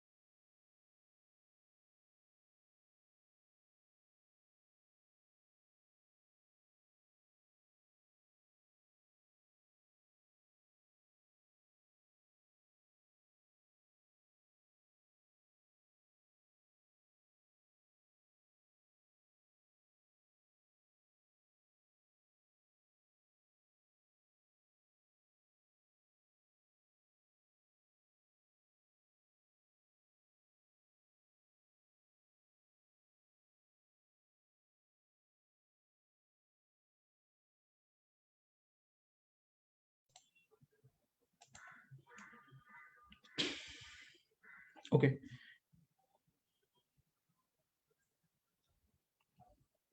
আচ্ছা, যাই হোক, আমরা নেক্সট টপিকে চলে আসি। আমাদের নেক্সট টপিক হচ্ছে সাসপেনশন এন্ড কোয়াগুলেশন। ঠিক আছে? ওকে, সাসপেনশন এন্ড কোয়াগুলেশন এর মধ্যে খেয়াল করেন আমার যে কথাগুলো আছে, প্রথমটাই হচ্ছে সমসত্ব মিশ্রণ, অসমসত্ব মিশ্রণ। তো আমার এই সমসত্ব মিশ্রণ, অসমসত্ব মিশ্রণের যে কথাগুলো ভাইয়া, এই কথাগুলো খুব ইজি। তার মানে আমার এখান থেকে এক্সাম্পল পড়তে হবে। যেমন সমসত্ব আমরা সবাই জানি, লবণ পানির মিশ্রণ, ঠিক আছে, চিনি দ্রবণের মিশ্রণ, এগুলো হচ্ছে সমসত্ব। আর বালি পানি, অ্যালুমিনিয়াম হাইড্রোক্সাইড পানির মিশ্রণ, মানে যেগুলো সহজে মিশতে চায় না, তারা নর্মালি হচ্ছে কি অসমসত্ব মিশ্রণ। ঠিক আছে, সো এটা একদম ইজি এক্সাম্পল, প্রয়োজন নাই। আমার যেটা পড়তে হবে সেটা হচ্ছে এই বক্সটা। ওকে, আমি আপনাদেরকে এই বক্সটা একটু সাজায় দিব। আপনি যে কথাগুলো বলবো দয়া করে হচ্ছে এই কথাগুলা খুব সুন্দর করে সাজায় সাজায় হচ্ছে আমি যেটা বলবো সেভাবে লিখে নিবেন। ঠিক আছে? দ্রবণ, আপনি মনে রাখবেন একমাত্র সমসত্ব মিশ্রণ। তাহলে সমসত্ব এখানে হাইলাইট করতেছি, আপনারা হাইলাইট করেন এবং বইয়ের মধ্যে লিখেন। একমাত্র সমসত্ব মিশ্রণ হচ্ছে দ্রবণ। তাহলে অনেক ধরনের মিশ্রণ হতে পারে, দ্রবণ হতে পারে, কলভেট হতে পারে, সাসপেনশন হতে পারে। যাই হোক না কেন, যদি সমসত্বের কথা বলে তাহলে মনে রাখবেন একমাত্র সমসত্ব মিশ্রণ হচ্ছে দ্রবণ। ঠিক আছে? তাহলে বাকি যা কিছু সবাই কি ভাইয়া অসমসত্ব। ঠিক আছে? আচ্ছা, কণার ব্যাস খেয়াল করো, প্রতিটার যেটা লাস্টের রেঞ্জ সেটাই পরেরটার ফার্স্টের রেঞ্জ না ভাইয়া? তাহলে আমি জাস্ট কি মুখস্থ করব, ফার্স্টের রেঞ্জটা। তাহলে দ্রবণের ফার্স্টের রেঞ্জ হচ্ছে 0.1, কলয়েডের হচ্ছে 2, সাসপেনশনের হচ্ছে 5000 এর। ঠিক আছে? তাহলে এটার রেঞ্জ হবে 0.1 থেকে 2, এটার রেঞ্জ হবে 2 to 500, এটার রেঞ্জ হবে 500 এর চেয়ে বেশি। সোজা না? তাহলে আলটিমেটলি এখানে আমি কি পড়ব, এখানে আমি ফার্স্ট রেঞ্জ পড়ব। ঠিক আছে? ওকে, দৃশ্যমান মাধ্যম, আপনি সব সময় মনে রাখবেন একমাত্র অদৃশ্য মাধ্যম হচ্ছে দ্রবণ। বাকি যা কিছু আছে সবই দেখা যায়, হয় সেটা খালি চোখে, না হয়তো সেটা আল্ট্রা মাইক্রোস্কোপ বা সাধারণ মাইক্রোস্কোপে। ঠিক আছে? তাহলে যদি বলে, ওইভাবে তো কোশ্চেন করবে না যে কোনটা দেখা যায়, কারণ দেখা অনেক কিছুই যায়, প্রশ্ন করবে কোনটা দেখা যায় না। তাহলে কোনটা দেখা যায় না, একমাত্র দ্রবণ দেখা যায়। ঠিক আছে? তাহলে এটাও আলাদা হয়ে গেল। ব্রাউনীয় গতি, আলোর টিন্ডাল প্রভাব, এগুলোর ব্যাখ্যা দয়া করে হচ্ছে কেউ শিখতে যাবেন না, কারণ এখন আর সময় নেই ভাই। ঠিক আছে? এগুলোর ব্যাখ্যা আমি এখন আর পড়বো না, পড়াবো না, এবং এটা নিয়ে কেউ মাথাও ঘামাবেন না। আপনি স্রেফ মনে রাখবেন এই যে ব্রাউনীয় গতি, এই যে টিন্ডাল প্রভাব, এই ব্রাউনীয় গতি টিন্ডাল প্রভাবটা শুধুমাত্র প্রযোজ্য হচ্ছে কার জন্য, কলওয়েডের জন্য, আর কারো জন্য ব্রাউনীয় গতি বা টিন্ডাল প্রভাব প্রযোজ্য নয়। তাহলে লিখে রাখেন, কলওয়েডের মধ্যে টিন্ডাল প্রভাব এবং ব্রাউনীয় গতি আছে, অন্য কারো মধ্যে নাই। ঠিক আছে? তাহলে অন্য কারোর মধ্যে কি নাই, ব্রাউনীয় গতি নাই, টিন্ডাল প্রভাব নাই, কার মধ্যে আছে, কলয়েডের মধ্যে আছে। ঠিক আছে? মিশ্রণের স্থিতি, এটা লিখে রাখেন, দ্রবণ এবং কলয়েড এরা হচ্ছে সুস্থিত। তার মানে এদের গঠনটা হচ্ছে স্থিতিশীল, আর কারো গঠন স্থিতিশীল না। ঠিক আছে? কেন এদের গঠনটা স্থিতিশীল? কারণ একটা মিশ্রণের মধ্যে যখন এরা থাকে, NaCl এবং হচ্ছে ধরেন হচ্ছে পানি, তার মানে হচ্ছে HOH, তাহলে এরা এই মিশ্রণটার মধ্যে সমভাবে বণ্টিত থাকে, কোনো বিক্রিয়া ঘটায় না। তার মানে এরা হচ্ছে কি স্থিতিশীল। আবার একটা কলয়েড চার্জ তার চারপাশে বিপরীত চার্জ দিয়ে ভ্যান্ডার ওয়ালস বন্ডের সাহায্যে আবদ্ধ থাকে। ঠিক আছে? তাহলে এরা অবশ্যই কি হবে, এটা একটা স্থিতিশীল গঠন হবে। ঠিক আছে? তার মানে এদেরকেও ভাঙা যায় না। এই জন্য কলওয়েড আর দ্রবণ এরা হচ্ছে কি স্থিতিশীল। বাকি যারাই আছে তারাই চার্জের সাথে রিলেটেড। তার মানে কি, এখানে যদি আপনি একটা চার্জ দেন তাহলে এই পজিটিভ চার্জটা নেগেটিভ চার্জকে অ্যাট্রাক্ট করবে, ফলে এই নেগেটিভ চার্জটা এই পজিটিভ চার্জের দিকে চলে যাবে, ফলে এইখানে যে বন্ডটা ছিল এই বন্ডটা ভেঙে গেছে। এখন আর এটা কিন্তু কলওয়েড নাই, এইটার অবস্থান চেঞ্জ হয়ে গেছে, এটা এখন কোয়াগুলেশন হয়ে গেছে। তার মানে কোয়াগুলেশন যেটা, সেটা আসলে ডিপেন্ড করে চার্জের উপর। আপনি একটা চার্জ দিলে যেরকম হবে, দুইটা চার্জ দিলে তার চেয়ে ডিফারেন্ট স্টেট অবস্থা বা গ্রহণ করবে। তাহলে বাকি যা কিছু আছে, সাসপেনশন, কোয়াগুলেশন, এরা আসলে স্থিতিশীল না, এরা আসলে অস্থায়ী। ঠিক আছে? ব্যাখ্যা প্রয়োজন নাই, ব্যাখ্যা শিখতে গেলেই প্যাচে পড়বেন। আপনি মনে রাখেন দ্রবণ আর হচ্ছে কলয়েড এই দুইটা হচ্ছে স্থিতিশীল, বাকি সবাই হচ্ছে অস্থিতিশীল। এক্সাম্পল গুলা একটু আগে আমরা পড়লাম। ঠিক আছে? তাহলে এই দেখেন 5.2 পুরা বক্সে কিন্তু আমরা হচ্ছে সাজানো হয়ে গেছে। তার মানে এই সাজানোটা দেখে আপনি কষ্ট করে পড়ে ফেলবেন। ঠিক আছে? ওকে, এবার চলে আসেন হচ্ছে নিচের দিকে। এখানে কলয়েডের কিছু এক্সাম্পল আছে, এগুলো ভাই মুখস্থ করবেন, এগুলাতে পড়ার কিছু নাই। নিচে চলে আসো, দেখো নিচের মধ্যে নিচের মধ্যে আমার হচ্ছে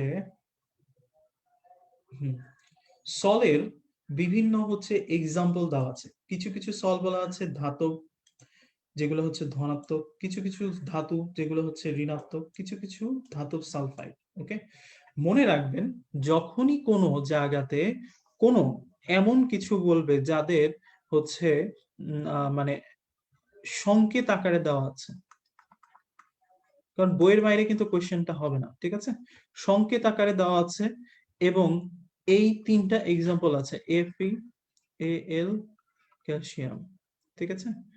তাইলে এই তিনটা এক্সাম্পল দিয়ে যা কিছু থাকবে সেগুলোর চার্জ সংখ্যা হচ্ছে কি ধনাত্মক, দেখেই বোঝা যায়, ঠিক আছে।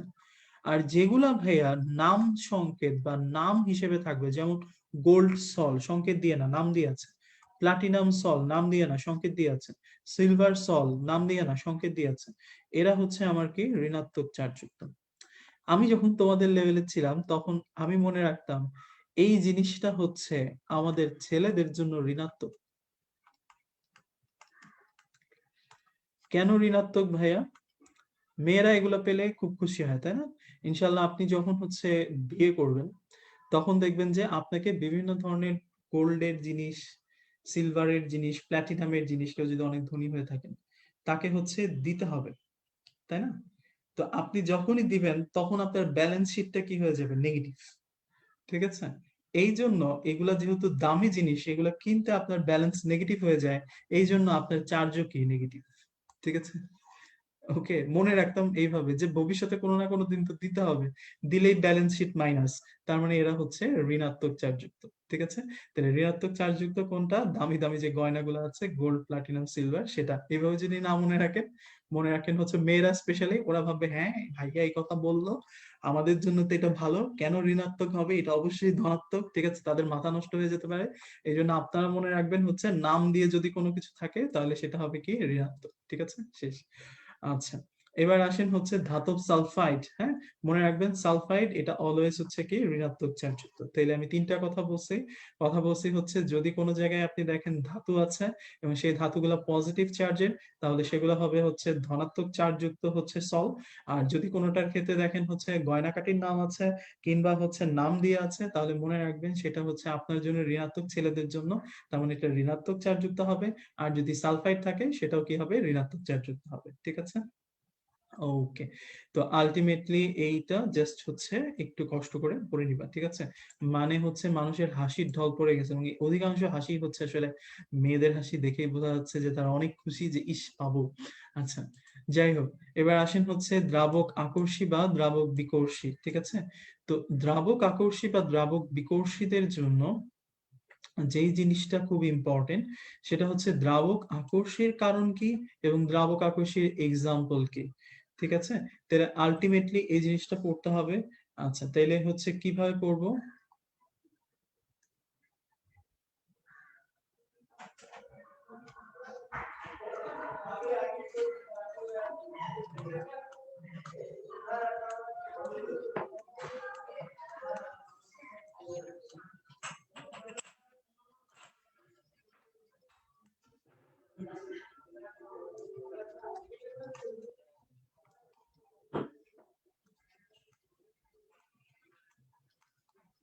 ঠিক আছে, তাহলে দ্রাবক আকর্ষের জন্য, হ্যাঁ উপরে লিখো দ্রাবক আকর্ষণ, এটার জন্য এই ছন্দটা আগে একটু লিখো।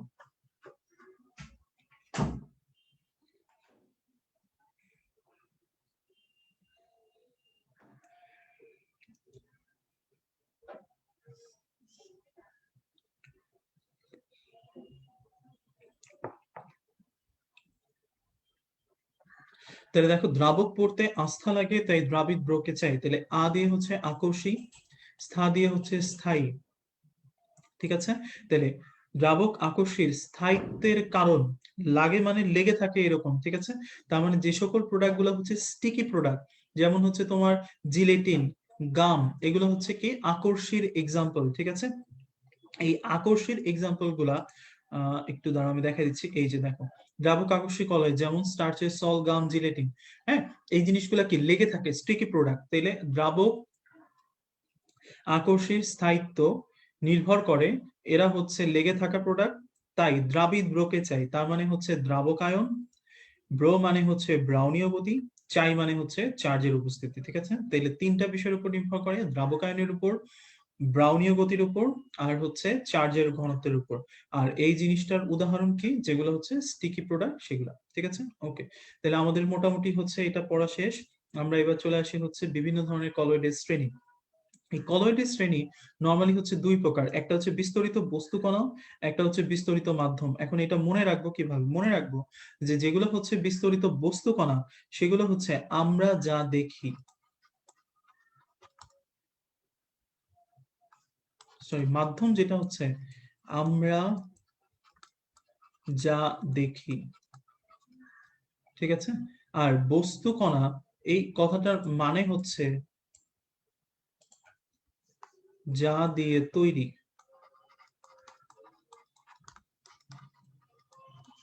ঠিক আছে, তাহলে বস্তু কণা মানে হচ্ছে যা দিয়ে তৈরি, আর মাধ্যম মানে হচ্ছে আমরা যা দেখি। ঠিক আছে, তাহলে অ্যারোসল, ঠিক আছে, তার মানে এই যে ধরো কুয়াশা, নর্মালি আমরা কুয়াশাকে কি অবস্থায় দেখি ভাই, বাষ্পীভূত অবস্থায়, ধোয়া অবস্থায়, তাই না? তাহলে এটা অবশ্যই কি অবস্থায় দেখতেছি, গ্যাস, তাহলে এটার মাধ্যম হচ্ছে গ্যাস।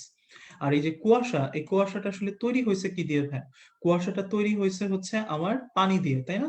তাহলে পানিটা আসলে কি, তরল, তাহলে এটার বস্তুকণা হচ্ছে তরল, এটার মাধ্যম হচ্ছে গ্যাস। আবার তুমি যদি চিন্তা করো যে ভাইয়া হচ্ছে জেলি, ঠিক আছে, জেলিটা নর্মালি হচ্ছে আমার কি অবস্থায় থাকে, নর্মালি থাকে হচ্ছে আমার কঠিন অবস্থায়, তাই না? তাহলে আলটিমেটলি এটার মাধ্যম হচ্ছে কঠিন। আর নর্মালি এটা কি দিয়ে তৈরি হয়, বিভিন্ন ধরনের জুস থেকে, তাই না? তাহলে জুসটা আসলে কি, তরল।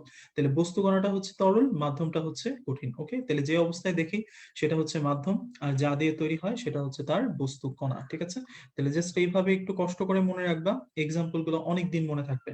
বাট এইভাবে যদি খেয়াল না রেখে মুখস্থ করতে যাও তাহলে কিন্তু আবার বিপদে পড়ে যাবা। ঠিক আছে, ওকে। এবার চলে আসো হচ্ছে নেক্সট টপিকে, 5.7 দুধের শতকরা সংযুক্তি। ওকে, এই টপিকটা খুবই ইম্পর্টেন্ট। সো আমি যেই যেই প্যারাগুলো দাগাবো খুব মনোযোগ দিয়ে দাগাবা, খুবই খুবই খুবই গুরুত্বপূর্ণ। ঠিক আছে, তাহলে দেখো আমার কোন খাবারটিকে আদর্শ খাবার বলা হয়, দুধ আর ডিম। তাহলে এখানে এই কথাটাই বলছে, প্রাকৃতিক খাদ্যের মধ্যে দুধ হচ্ছে অদ্বিতীয় এবং অতুলনীয়। ঠিক আছে, এই যে দুধ, এই দুধটা নিঃসৃত হয় কোথা থেকে ভাইয়া, ম্যামারি গ্ল্যান্ড থেকে, তাই না? তাহলে ম্যামারি গ্ল্যান্ড থেকে যেটা নিঃসৃত হয়, এটা কি হরমোনের প্রভাবে নিঃসৃত হয়, এটা এক ধরনের হরমোন যেটার নাম হচ্ছে প্রোল্যাকটিন হরমোন, এটার প্রভাবে মিশ্রিত হয়। এবং এই প্রোল্যাকটিন হরমোনটা কোথা থেকে আসে, আসে হচ্ছে পিটুইটারি গ্ল্যান্ড থেকে নিঃসরিত হয়। ঠিক আছে, তাহলে তোমাকে প্রশ্ন করতে পারে যে মেমারি গ্ল্যান্ড থেকে কোন হরমোনটার প্রভাবে দুধ নিঃসরিত হয়, প্রোল্যাকটিন হরমোন, এবং প্রোল্যাকটিন হরমোনটা নিঃসরণ করে কে, পিটুইটারি গ্ল্যান্ড। ঠিক আছে, ওকে। এবার চলে আসা হচ্ছে দুধের পিএইচ এর মান, দুধের পিএইচ এর মান 6.6 থেকে 6.9, এবং দুধ সংরক্ষণের টেম্পারেচার কত, 10 ডিগ্রি সেন্টিগ্রেড, এবং একে ব্যাকটেরিয়া মুক্ত রাখা দরকার। এই কয়েকটা কথা অবশ্যই এবং অবশ্যই মনে রাখতে হবে। আমি মনে রাখার যে টপিকগুলো সেগুলাই আগে বলে নিচ্ছি। ঠিক আছে, এইবার আসো মেইন এক্সাম।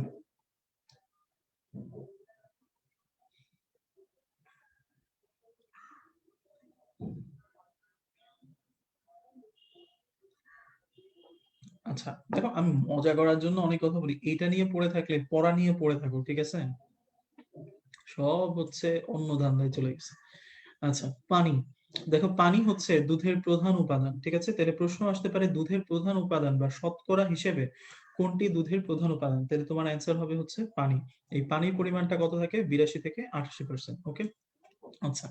এখন আসো হচ্ছে চর্বি, এটা হচ্ছে দুধে শক্তি যোগানদানকারী প্রধান উপাদান, এই কথাটা মনে রাখো। তাহলে দুধের শক্তি যোগানদানকারী প্রধান উপাদান কোনটা, চর্বি। ওকে, তাহলে প্রশ্ন হচ্ছে দুধের প্রধান উপাদান কি, পানি, শক্তি যোগানদানকারী প্রধান উপাদান কি, চর্বি। ঠিক আছে, ভুল যেন না হয়।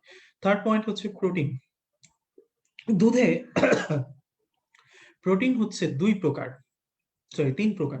একটা হচ্ছে ক্যাজিন, একটা হচ্ছে ল্যাকটো অ্যালবুমিন, আর এটা হচ্ছে ল্যাক্টোগ্লোবিউলিন। এই যে ল্যাক্টো অ্যালবুমিন, ল্যাক্টোগ্লোবিউলিন, এই দুইটাকে একত্রে বলা হয় হচ্ছে সেরাম বা হোয়ে প্রোটিন। এই ক্যাজিনের পরিমাণটা হচ্ছে 82%, হোয়ে প্রোটিনের পরিমাণটা হচ্ছে 18%। তাহলে কথা মনে রাখতে হবে ক্যাজিন আর ল্যাক্টোগ্লোবিউলিন, ল্যাক্টো অ্যালবুমিনের পার্সেন্টেজ কত, তাহলে ক্যাজিন 82, বাকি দুইটা 18%। ক্যাজিন বাদে বাকি দুইটাকে একত্রে কি বলে, হোয়ে প্রোটিন বলে। ঠিক আছে, ওকে।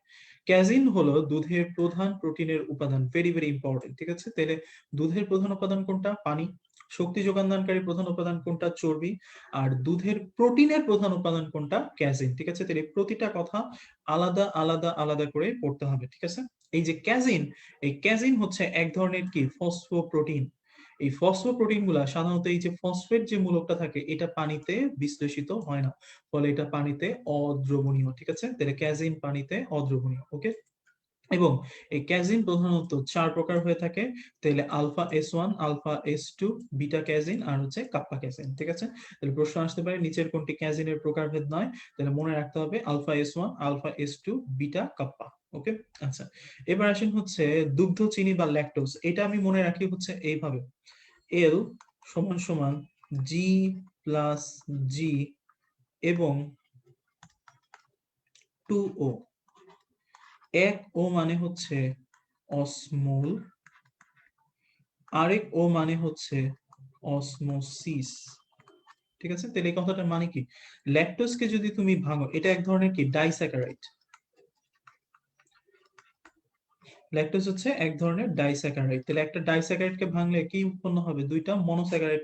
তাহলে একটা মনোস্যাকারাইড হচ্ছে গ্লুকোজ, আর একটা মনোস্যাকারাইড হচ্ছে গ্যালাক্টোজ। তাহলে দুধকে ভাঙলে কি পাওয়া যায়? গ্লুকোজ বা গ্যালাক্টোজ পাওয়া যায়। তাহলে দেখো এটা একমাত্র ডাইস্যাকারাইড যেটাকে ভাঙলে গ্লুকোজ গ্যালাক্টোজ পাওয়া যায়। তাহলে L সমান সমান G প্লাস C এবং 2O। তাহলে একটা ও মানে হচ্ছে এই যে ল্যাকটোজ, এটা দুধে কি রূপে অবস্থান করে? তাহলে ল্যাকটোজ দুধে অসমোল রূপে অবস্থান করে। ঠিক আছে, তাহলে অসমোল রূপে অবস্থান করে। আর এটা ম্যামারি গ্ল্যান্ড থেকে পানিকে কোন প্রক্রিয়া টেনে আনে? ম্যামারি গ্ল্যান্ড থেকে পানিকে অসমোসিস প্রক্রিয়া টেনে আনে। ঠিক আছে, তাহলে রূপের নাম কি? অসমো, প্রক্রিয়ার নাম কি? অসমোসিস। ওকে, তাহলে এই কয়েকটা কথা একটু মাথায় রাখতে হবে। ঠিক আছে, আচ্ছা, এইবার আসো নেক্সটে আসো হচ্ছে দুধের খনিজ উপাদান। তাইলে দুধে কোন তিনটা খনিজ উপাদান হচ্ছে বেশি থাকে? সেটা হচ্ছে ক্যাপকে, ক্যালসিয়াম, ফসফরাস, পটাশিয়াম। এই তিনটা হচ্ছে কি বেশি। আর কোনটা হচ্ছে কম আছে? কম আছে হচ্ছে দুইটা, সেটা হচ্ছে আয়রন আর হচ্ছে লোহা। আর দুধে ভিটামিন বেশি আছে হচ্ছে ভিটামিন হচ্ছে এ। কেন এ ভাইয়া? আমরা নরমালি হচ্ছে এটা মাথায় রাখবো যে কিলেটিং এজেন্টের মধ্যে যে যে চার্জ গুলো থাকে, সেই চার্জ গুলোর মধ্যে দুই ধরনের আয়ন আছে, একটা হচ্ছে কপার আয়ন।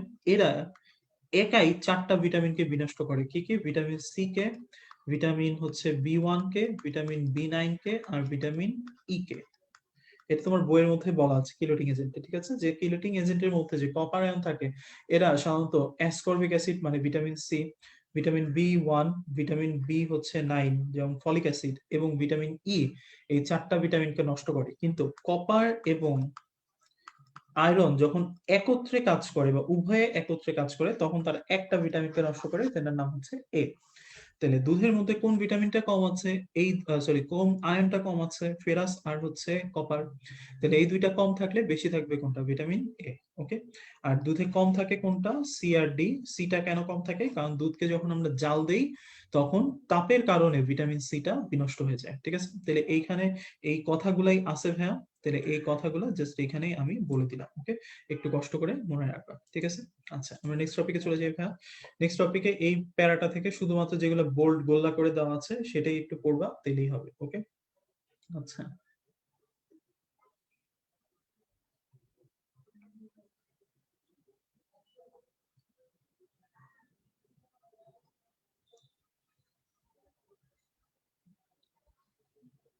এই জায়গাটার মধ্যে শুধুমাত্র নামগুলা পড়বা।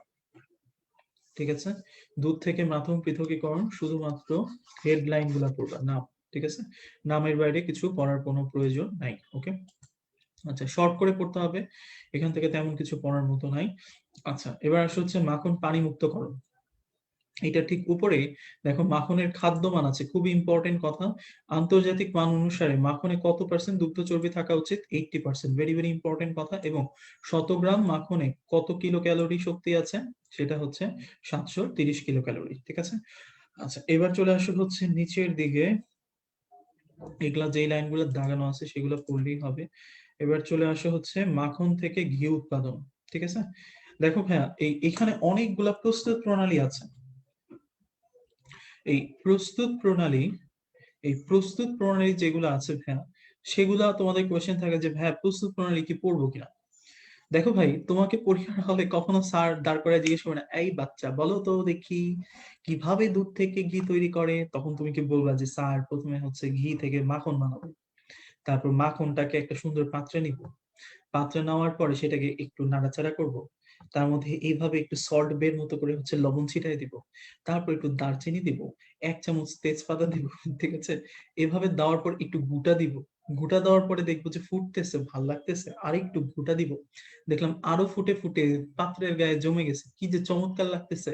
তারপর সুন্দর করে স্যার এটাকে হচ্ছে পাত্রের মধ্যে নিয়ে সামনে পরিবেশন করবো। এটা কেকা ফেরদৌসির কোনো রান্নার প্রোগ্রাম না, এটা মেডিকেল কলেজ অ্যাডমিশন টেস্ট, সুতরাং এখানে প্রস্তুত প্রণালী আসার সম্ভাবনা 0। ওকে, তাহলে কেউই দয়া করে প্রস্তুত প্রণালী শিখবেন না, ঠিক আছে? আপনাকে ভবিষ্যতে ইনশাল্লাহ হচ্ছে যারা মেয়েরা আছেন বা ছেলেরা আছেন, আপনাদেরকে কেউ লিপস্টিক বানায় গিফট বা লিপস্টিক বানায় ব্যবহার করতে হচ্ছে না। বাজারের মধ্যে প্রচুর পাওয়া যায়, দরকার হলে কিনে নিয়ে আসবেন, তাও বানায় না, ঠিক আছে? তো আলটিমেটলি বানানো কোনো প্রয়োজন নাই। কি পড়বো তাইলে? যদি কোথাও কোনো টেম্পারেচার থাকে সেটা পড়বো, ঠিক আছে? আচ্ছা, এবার আসো হচ্ছে 595 নাম্বার পেজ, 595। 595 এ দেখো, এই যে আমার দুধের কিছু হচ্ছে কথা আছে, যেমন দুধের পিএইচ এর মান নিয়ন্ত্রণ। তাহলে আমরা একটু আগে পড়ছি দুধের পিএইচ কত রাখতে হয়, 6.6 থেকে 6.9 এই রেঞ্জের মধ্যে রাখতে হয়, তাই না? ওকে, তাইলে আলটিমেটলি এইখানে দেখো এটাই বলা আছে। এখন যদি কখনো দুধের মধ্যে 6.5 এর চেয়ে পিএইচ কমে যায়, তাইলে হচ্ছে দুধটা জমাটবদ্ধ হয়ে যায় এবং দুধ থেকে মাখন তৈরি করা অসম্ভব হয়ে পড়ে। এই জন্য দুধের পিএইচ এর এই রেঞ্জটাকে 6.5 এর সবসময় উপরে রাখতে হয়। কখন 6.5 এর নিচে চলে আসবে? যদি দুধের মধ্যে একটা ব্যাকটেরিয়া যেটার নাম হচ্ছে ল্যাক্টোকক্কাস, এই ব্যাকটেরিয়াটা অক্সিজেনের সাহায্যে জারিত হয়ে ল্যাকটিক অ্যাসিডে পরিণত করে কাকে? দুধের ল্যাকটোজকে। ওকে, তাহলে দুধের ল্যাকটোজটা ল্যাক্টোককাস ব্যাকটেরিয়ার সাহায্যে কিসে পরিণত হয়ে যায়? ল্যাকটিক অ্যাসিড, অ্যাসিড আসছে পিএইচ এমনি কমে যাবে। ওকে, তাইলে এই যে কমানো, সেই কমানোটাকে যাবে না, তাহলে না কমানোর জন্যই আমার পাস্তুরায়ন করা হয় বা স্টেরিলাইজেশন করা হয়। পাস্তুরায়নটা দুই পদ্ধতিতে করা যায়, একটার নাম হচ্ছে হোল্ডার, আর একটার নাম হচ্ছে হাই টেম্পারেচার শর্ট টাইম, সংক্ষেপে এইচটিএসটি পদ্ধতি। তোমাকে যেটা জানতে হবে, হোল্ডারের টেম্পারেচার কত, সময় কত, এইচটিএসটি তে টেম্পারেচার কত, সময় কত। ওকে, তাহলে দেখো যেটা হোল্ডার, সেটা টেম্পারেচারটা কম 63 টু 66, কিন্তু সময়টা বেশি 30 মিনিট। যেটা হাই টেম্পারেচার তাহলে বেশি 74, শর্ট টাইম তাহলে সময় কম 15 সেকেন্ড। ওকে, তাহলে এই কথাগুলো জাস্ট একটু খেয়াল রাখবা, ঠিক আছে? এবার চলে আসা হচ্ছে নিচের দিকে, টয়লেট্রিজ এবং পারফিউমারিতে সুগন্ধ দ্রব্য যোগ করার রসায়ন, 596 নাম্বার পেজ। ওকে, এখন নর্মালি আমরা যে পারফিউমারি গুলো ইউজ করি, এগুলোর মধ্যে তো হচ্ছে এগুলোর মধ্যে তো হচ্ছে ধরো যে কি বলে, বিভিন্ন ধরনের সুগন্ধি বস্তু থাকে, এবং সুগন্ধি বস্তু হিসেবে পারফিউমারিতে আমরা নর্মালি কি ইউজ করি হচ্ছে মেনথল। এখন এই যে মেনথলটা আমি দিব, এই মেনথলটা কেন, যেটা হচ্ছে দ্রাবক, দ্রাবক কি এখানে পানি, তাই না? পানিটাই সুগন্ধি দ্রব্যে হচ্ছে দ্রাবক হিসেবে কাজ করে, সুগন্ধি হিসেবে কাজ করে মেনথল। এখন কেন পানি আর এই হচ্ছে মেনথল এটা বিক্রিয়া করবে না? কেন বিক্রিয়া করলে কি হবে? ধরো, এই তোমরা গুলিস্তান চিনো তো? হুম, চিনো তো, তাই না? 0 পয়েন্ট গুলিস্তান চিনো তো? আচ্ছা, তুমি দেখবে কি গুলিস্তানের যে মোড় আছে সেখান থেকে শুরু করে যদি হচ্ছে তুমি ওই গোলাপ সমাজের দিকে যেতে থাকো, একটা রোড পুরাটাই হচ্ছে একটা হকারের কারখানা, এবং স্টেডিয়ামের চারপাশ জুড়ে বিভিন্ন ধরনের হকার বসে, এবং এই হকারদের কাছে এমন কোনো জিনিস নাই যে তুমি পাবা না। তুমি দেখবে কি ওইখানে বিভিন্ন ধরনের বিদেশি ব্র্যান্ডের পারফিউমও তারা হচ্ছে বিক্রি করতেছে। যেই পারফিউম তুমি যদি হচ্ছে অনেক বড় বড় শোরুম থেকে নিতে যাও, তাহলে আলটিমেটলি তোমাকে প্রায় 1000-এর উপরে খরচ করতে হবে ন্যূনতম, ন্যূনতম। সেই পারফিউমারি গুলা তারা সেখানে 100 টাকা 50 টাকা থেকে শুরু করে বিক্রি করতেছে। তো তুমি চিন্তা করলা যে সামনে একটা পরীক্ষা আসতেছে, চান্স টান্স পাইলে একটু মানজা মারতে হবে, তাহলে চিন্তা করলে ধরো চান্স পেয়ে গেছো, গুলিস্তান থেকে একটা পারফিউমারি কিনে আনছো, ভালো কথা, দেখতে খুব সুন্দর, আবার এনে ফ্রেন্ডদেরকে দেখায় বলছো মামা পাঠাইছে ম্যান ফ্রান্স থেকে, সেই, ঠিক আছে, বিদেশ থেকে আসে পারফিউমারি, দেখছোস তোরা পাইছোস, তো তো গরিব, ঠিক আছে? তো আলটিমেটলি তুমি অনেক ভাব টাব নিয়ে হচ্ছে তাদের সামনে বলছো, তোমার ফ্রেন্ডরাও তো খুব ইমপ্রেসড যে আল্লাহ এত দামি পারফিউমারি ইউজ করতেছে, তো তারা কি করলো, তারা হচ্ছে বললো যে দোস্ত একটু পারফিউমটা দে। তুমি খুব মহানুভব মানুষ, তুমি চিন্তা করলে আচ্ছা চাচ্ছে দেই, তুমি একদম হচ্ছে ওই ইসের মতো ভাব নিয়ে বলে নে ইউজ কর, তোর তো গরিব, ঠিক আছে, তোর তো ইউজ করতে হবে না, তোর ইউজ কর। তো সে যখন ইউজ করলো, ধরো সে একটা সাদা কালারের গেঞ্জি আমার মতো পরে আছে, সে খুব স্টাইল নিয়ে এক্স এর মতো করে এইভাবে করে হচ্ছে যেই পারফিউমারিটা দিল, দেওয়ার সাথে সাথে তার কাপড়ের মধ্যে যেই স্টাইলে সে দিছে সেই স্টাইলটা পড়ে গেছে। সে একদম এস স্টাইলে দিছে, এস স্টাইলে হচ্ছে তার পারফিউমটা সুন্দর করে বডিতে বোঝা যাচ্ছে, কাপড়ের মধ্যে বোঝা যাচ্ছে। তারপরে তোমার ওই ফ্রেন্ড তোমার এই গরিবগিরি ছুটাই দিবে, ঠিক আছে। সুতরাং পারফিউমারির মধ্যে যদি কখনো বিক্রিয়া হয়ে যায়, তাহলে আলটিমেটলি মাথায় রাখতে হবে যে সেই ধরনের বিক্রিয়াগুলা করানো যাবে না। এখন এই বিক্রিয়াটা কেন হয় না, সেটাই হচ্ছে এখানে কথা। দেখো বলছে সমযোজী যৌগের দ্রবণীয়তার নীতি হচ্ছে লাইক ডিজলভ লাইক, তার মানে সমধর্মী পদার্থ সমধর্মী পদার্থে দ্রবীভূত হয়। এখন যেটা মেনথল, এটা হচ্ছে এক ধরনের চাক্রিক অ্যালকোহল, পানি এবং অ্যালকোহল উভয়ই হচ্ছে কি সমযোজী পোলার, ঠিক আছে। তাই এরা দ্রবীভূত হয় কিন্তু কোনো বিক্রিয়া ঘটায় না, ঠিক আছে, তাহলে মিলে গেল। এবং এই সমযোজী পোলার যখন একই মিশ্রণে থাকে, তখন সাধারণত এদের আন্তঃআণবিক আকর্ষণ কণার মান এবং এদের পারস্পরিক আন্তঃআণবিক আকর্ষণ বল সমান থাকে, যে জন্য কোনো বিক্রিয়া হয় না। ফলে বিক্রিয়া না হইলে কোনো তাপের পরিবর্তন হয় না, আয়তনেরও কোনো পরিবর্তন হয় না। এই কথাগুলোই এই জায়গাটাতে বলছে। এই কথাগুলো কোথায় আসবে, এই কথাগুলো আসবে হচ্ছে সত্য বা মিথ্যাতে, ঠিক আছে। তাহলে আলটিমেটলি কেউ কখনো হচ্ছে ওখান থেকে পারফিউম কিনো না, বাণিজ্য চলে যাবে, ঠিক আছে। ওকে, এবার চলে আসি হচ্ছে আমরা নেক্সট টপিকে। দেখো আমার পারফিউমারি আর টয়লেট্রিজের কিছু এক্সাম্পল আছে। তো তুমি ছোটবেলা থেকেই আমরা অনেকেই পারফিউমারি আর টয়লেট্রিজ মানে মানে টয়লেট্রিজের এই কথাটা বললেই আমাদের চোখের সামনে ভেসে আসে একটা সুন্দর জিনিসের নাম, উহার নাম হচ্ছে হারপিক। তাহলে আমরা সবাই জানি হারপিক মানে কি টয়লেট ক্লিনার, ঠিক আছে। তাহলে আমরা এতদিন যেগুলোকে টয়লেট ক্লিনার হিসেবে ইউজ করছি সেগুলো হচ্ছে কি হারপিক, তাই না? আচ্ছা, তাহলে এখন দেখো যে এইখানে টয়লেট ক্লিনার কি কি বুঝছে। টয়লেট্রিজ বলতে আমরা বোঝাই টয়লেটের সাবান, শ্যাম্পু এবং চমৎকার জিনিস টুথপেস্ট, ঠিক আছে। তাহলে তুমি এতদিন ধরে কি দিয়ে দাঁত মেজেছো? হারপিক দিয়ে, ওকে। যাই হোক, বইয়ে যেভাবে আছে অ্যান্সার চেঞ্জ করা যাবে না, তার মানে তোমার মাথায় রাখতে হবে টয়লেটিস বলতে এই তিনটা জিনিসকেই বোঝানো হয়েছে। তাহলে তুমি মনে রাখবা এই কথাটা, টয়লেটে টুথপেস্ট শেষ, ঠিক আছে। তাহলে টয়লেট্রিজ বলতে আমার বোঝানো হয়েছে টুথপেস্ট, শ্যা দিয়ে শ্যাম্পু, দন্ত স দিয়ে হচ্ছে সাবান, ঠিক আছে। এই তিনটা বাদে বাকি যা কিছু আছে সবকিছুই হচ্ছে আমার কি পারফিউমারি। তাহলে পারফিউমারি হচ্ছে কি গোলাপ জল, hair oil, talcum powder, snow, cold cream, lipstick, after shave, etcetera etcetera, okay. এবার চলে আসে হচ্ছে নিচে পারফিউমারির মধ্যে গোলাপ জল। গোলাপ জলের ক্ষেত্রে মনে রাখতে হবে যে হচ্ছে এরা কোন কোন জায়গায় ব্যবহৃত হয়। এরা হচ্ছে খাবারের মধ্যে ব্যবহৃত হয়, এরা কসমেটিক ও ওষুধ শিল্পে ব্যবহৃত হয়। এছাড়াও গোলাপ জলের জন্য উপাদান সমূহের সংকেতগুলো তোমাকে পড়তে হবে। এই লাস্ট লাইনটা ভেরি ভেরি ইম্পর্টেন্ট। গোলাপ জলের মনোমুগ্ধ সুগন্ধের কারণ হলো ফিনাইল ইথাইল অ্যালকোহল সংকেত সহ পূর্বা এবং জেরানিয়ল নামক টারপিন সংকেত সহ পূর্বা। এখন এই দুইটা সংকেত মুখস্থ করতে হবে, এটা কিছু করার নাই। বাকিগুলো আমি তোমাদেরকে টেকনিক বলে দিচ্ছি। যেমন ধরো এগুলা সবই কি পেন্টাডেকেন, হেপ্টাডেকেন, এগুলো সবই কি অ্যালকেন, তাই না? তাহলে আমি যে কোনো অ্যালকটা দেখাই দিচ্ছি, অ্যালকেন। তাহলে অ্যালকেনের সাধারণ সংকেত কি? CnH2n+2, তাই না? তাহলে আমি যদি বলি পেন্টাডেকেন, তাহলে পেন্টা মানে কত? 5, ডেকেন মানে কত? 10। তাহলে কার্বন কত হবে? 5 আর 10 15। তাহলে হাইড্রোজেন হবে হচ্ছে 32, ঠিক আছে। তাহলে এই যে পেন্টাডেকেন মানে হচ্ছে C15H32, ওকে। এই যে গোলাপ জল সেটা হচ্ছে কোন প্রক্রিয়ায় তৈরি করা হয়? স্টিম পাতন প্রক্রিয়া, ঠিক আছে। তাহলে এই কয়েকটা জিনিস দেখলেই একটু হয়ে যাবে, ওকে। এবার চলে আসা হচ্ছে হেয়ার অয়েল প্রস্তুতি, ঠিক আছে। হেয়ার অয়েল প্রস্তুতির মধ্যে খেয়াল করো, বাজারে সাধারণত দুই ধরনের হেয়ার অয়েল পাওয়া যায়, ঠিক আছে। একটা হচ্ছে ডাবর আমলা, একটা হচ্ছে হার্বাল। আমি দুদিন তো হাঁসমার্কা প্যারাশুট অনেক কিছু শুনছি, এটা নতুন শুনলাম। ডাবর আমলা হেয়ার অয়েল আর হচ্ছে হার্বাল হেয়ার অয়েল। তো এই যে ডাবর আমলা, এটার মধ্যে কিন্তু আমলা নাই ভাই, ঠিক আছে। সুতরাং তোমাকে যদি প্রশ্ন করে এই যে ডাবুর আমলা এটা কি ধরনের তেল থেকে তৈরি, আমলার তেল, ভুল। এটা কি ধরনের তেল থেকে তৈরি? নারিকেল তেল। তার মানে আমরা যে প্যারাশুট, হাঁসমার্কা এগুলো ব্যবহার করতাম ওইটাই ছিল হচ্ছে কি ডাবুর আমলা, ওকে। আর যেটা হচ্ছে হার্বাল হেয়ার অয়েল, এটা 3 ধরনের প্রোডাক্ট থেকে তৈরি হয়। আমরা সবাই শোলে মুভি দেখছি, কিন্তু এই শোলে মুভির মধ্যে খুব চমৎকার এবং জনপ্রিয় একটা চরিত্র আমার হচ্ছে বাসন্তী, মনে আছে বাসন্তী কুত্তুকে সামনে মাত নাচনা, তাই না? তো এই যে বাসন্তী, এটা দিয়ে আমি মনে রাখবো হচ্ছে হার্বাল হেয়ার অয়েল। তাহলে বা দিয়ে কি বাদাম তেল, দন্ত স দিয়ে কি সূর্যমুখী তেল, ত দিয়ে কি ভাইয়া তিলের তেল। তাহলে এই তিন ধরনের তেল থেকে কি তৈরি হবে? হার্বাল তেল। তাহলে বাসন্তী হার্বাল, ঠিক আছে? তাহলে অলওয়েজ মনে রাখবা তোমরা বাসন্তী হার্বাল, ঠিক আছে?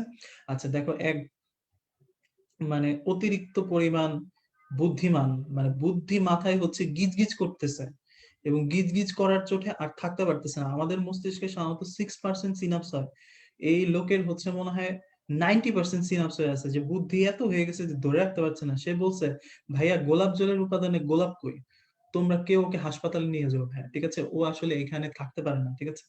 ওর আসলে সিনাপস অনেক বেশি হয়ে গেছে। আচ্ছা, এবার আসে হচ্ছে, আমি নামটা বললাম না, তোমরা দেখে নাও যে একজন লিখছে আর কি, ওর আসলেও মানে মস্তিষ্কের ট্রিটমেন্ট দরকার আছে। আচ্ছা, এবার আসে হচ্ছে ভাইয়া হেয়ার অয়েল প্রস্তুতিতে আমার হচ্ছে হেয়ার অয়েল প্রস্তুতিতে হচ্ছে কিছু উপাদানের প্রয়োজন হয়। একটা হচ্ছে কোমলতা দানকারী, একটা হচ্ছে ইমলসিফায়ার, অ্যান্টিঅক্সিডেন্ট, এগুলো কিন্তু প্রশ্নে আসছে। যেমন কোমলতা দান করে কোনটা, একটা হচ্ছে পেট্রোলিয়াম অয়েল আর একটা হচ্ছে কেনোলা অয়েল। আমরা মনে রাখবো আরেকটা মুভি দিয়ে, সেটা হচ্ছে পিকে। তাহলে পি দিয়ে পেট্রোলিয়াম, কে দিয়ে হচ্ছে কেনোলা, ঠিক আছে? আর ইমালসিফায়ার হিসেবে কোনটা ব্যবহৃত হয়? ওরিক অ্যাসিড। অ্যান্টিঅক্সিডেন্ট পড়ার প্রয়োজন নাই, কারণ শিখছি টারশিয়ারি থাকলে বিউটাইলেটেড থাকলেই কি হবে? অ্যান্টিঅক্সিডেন্ট। রঙের নামগুলো দেখো বলা আছে, ইয়েলো, গ্রিন, রেড, ঠিক আছে? তাহলে এগুলো কিসের নাম হবে? রঙের নামই হবে, ঠিক আছে? ওকে, এবার চলে আসা হচ্ছে নেক্সট টপিক, নিচের দিকে talcum powder. Very very important ভাইয়া, ট্রিপল স্টার দাও, ট্যালকম পাউডারটা খুবই গুরুত্বপূর্ণ। ট্যালকম পাউডারের প্রধান উপাদানের নাম কি ভাই? ট্যাল্ক, এবং এর রাসায়নিক নাম হচ্ছে হাইড্রেটেড ম্যাগনেসিয়াম সিলিকেট। এবং এখানে তিনটা সংকেত আছে ভাই, তিনটা সংকেতই তোমাকে অবশ্যই ভালো করে পড়তে হবে। তবে প্রথম সংকেতটাই বেশি আসে, এটাই বেশি ইম্পর্টেন্ট। আমি এটাকে মনে রাখি হচ্ছে 34 1, ঠিক আছে? 341, তার মানে তিনটা আছে ম্যাগনেসিয়াম অক্সাইড, চারটা আছে সিলিকা, আর হচ্ছে একটা আছে হচ্ছে পানি। তার মানে সংকেত হচ্ছে 341,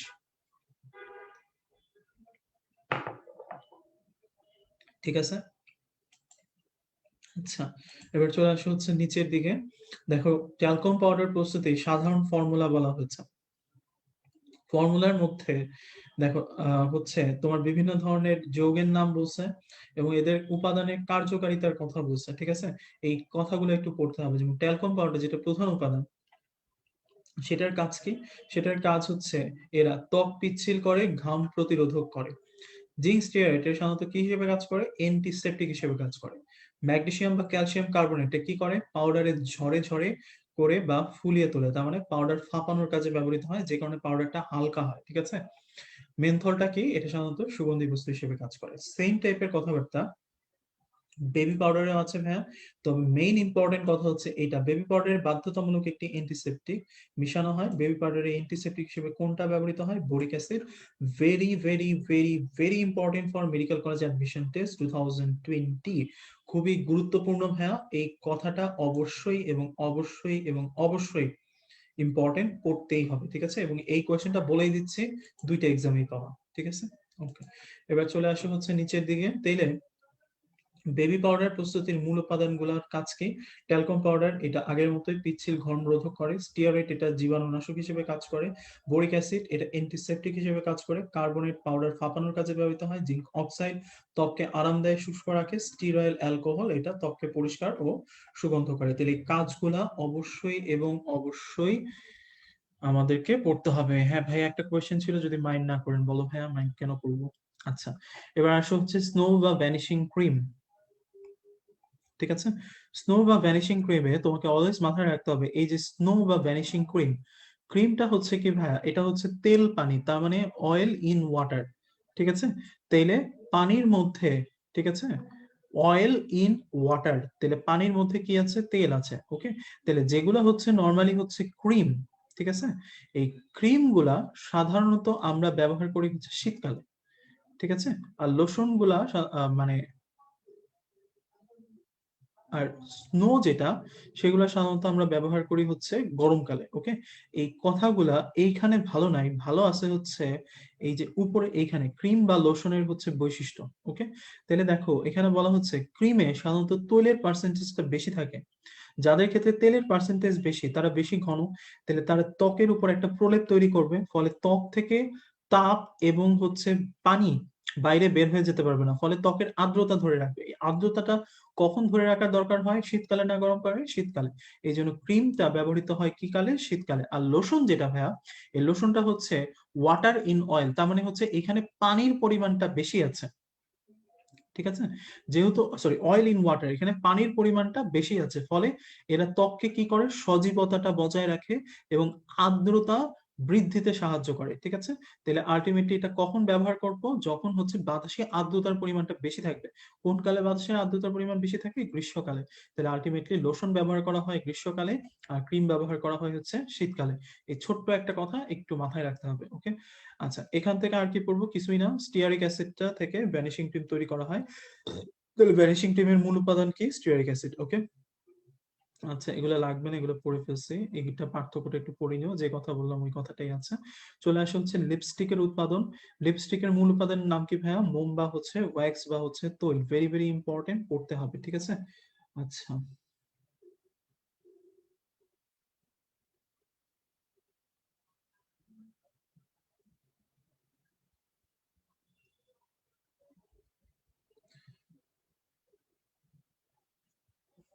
তোমাদের মডেল টেস্টের মেসেজ হচ্ছে দিয়ে দেওয়া হয়েছে, ঠিক আছে? আর হচ্ছে গ্রুপে পোস্ট দিয়ে দেওয়া হবে, তখন হচ্ছে ডেটটা চলে আসবে, ওকে?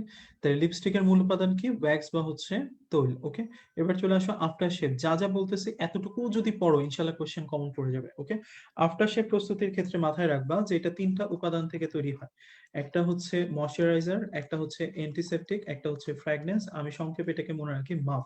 তাহলে ময়শ্চারাইজার, অ্যান্টিসেপটিক, ফ্র্যাগনেন্স, এই তিনটা হচ্ছে কার উপাদান? আফটার শেভের উপাদান। তাহলে ময়শ্চারাইজার হিসেবে আমরা কি ব্যবহার করি? D natural alcohol. অ্যান্টিসেপটিক হিসেবে কি ব্যবহার করি ভাইয়া? অ্যান্টিসেপটিক সরি, ময়শ্চারাইজার হিসেবে কি ব্যবহার করি? এটা হচ্ছে গ্লিসারিন, সরি, গ্লিসারিন। অ্যান্টিসেপটিক হিসেবে কি? D natural alcohol. ফ্র্যাগনেন্স হিসেবে কি? অনেকগুলা, স্যান্ডালউড তেল, লবঙ্গ, ঠিক আছে, অথবা দারচিনি, ওকে? ওকে, আচ্ছা, এখন এই যে গ্লিসারিন ভাইয়া, এটা যে শুধুমাত্র আফটার শেভে ব্যবহৃত হয় তা না ভাইয়া, আরো অনেক কিছুতে ব্যবহৃত হতে পারে, যেমন কোল্ড ক্রিম, লিপস্টিক,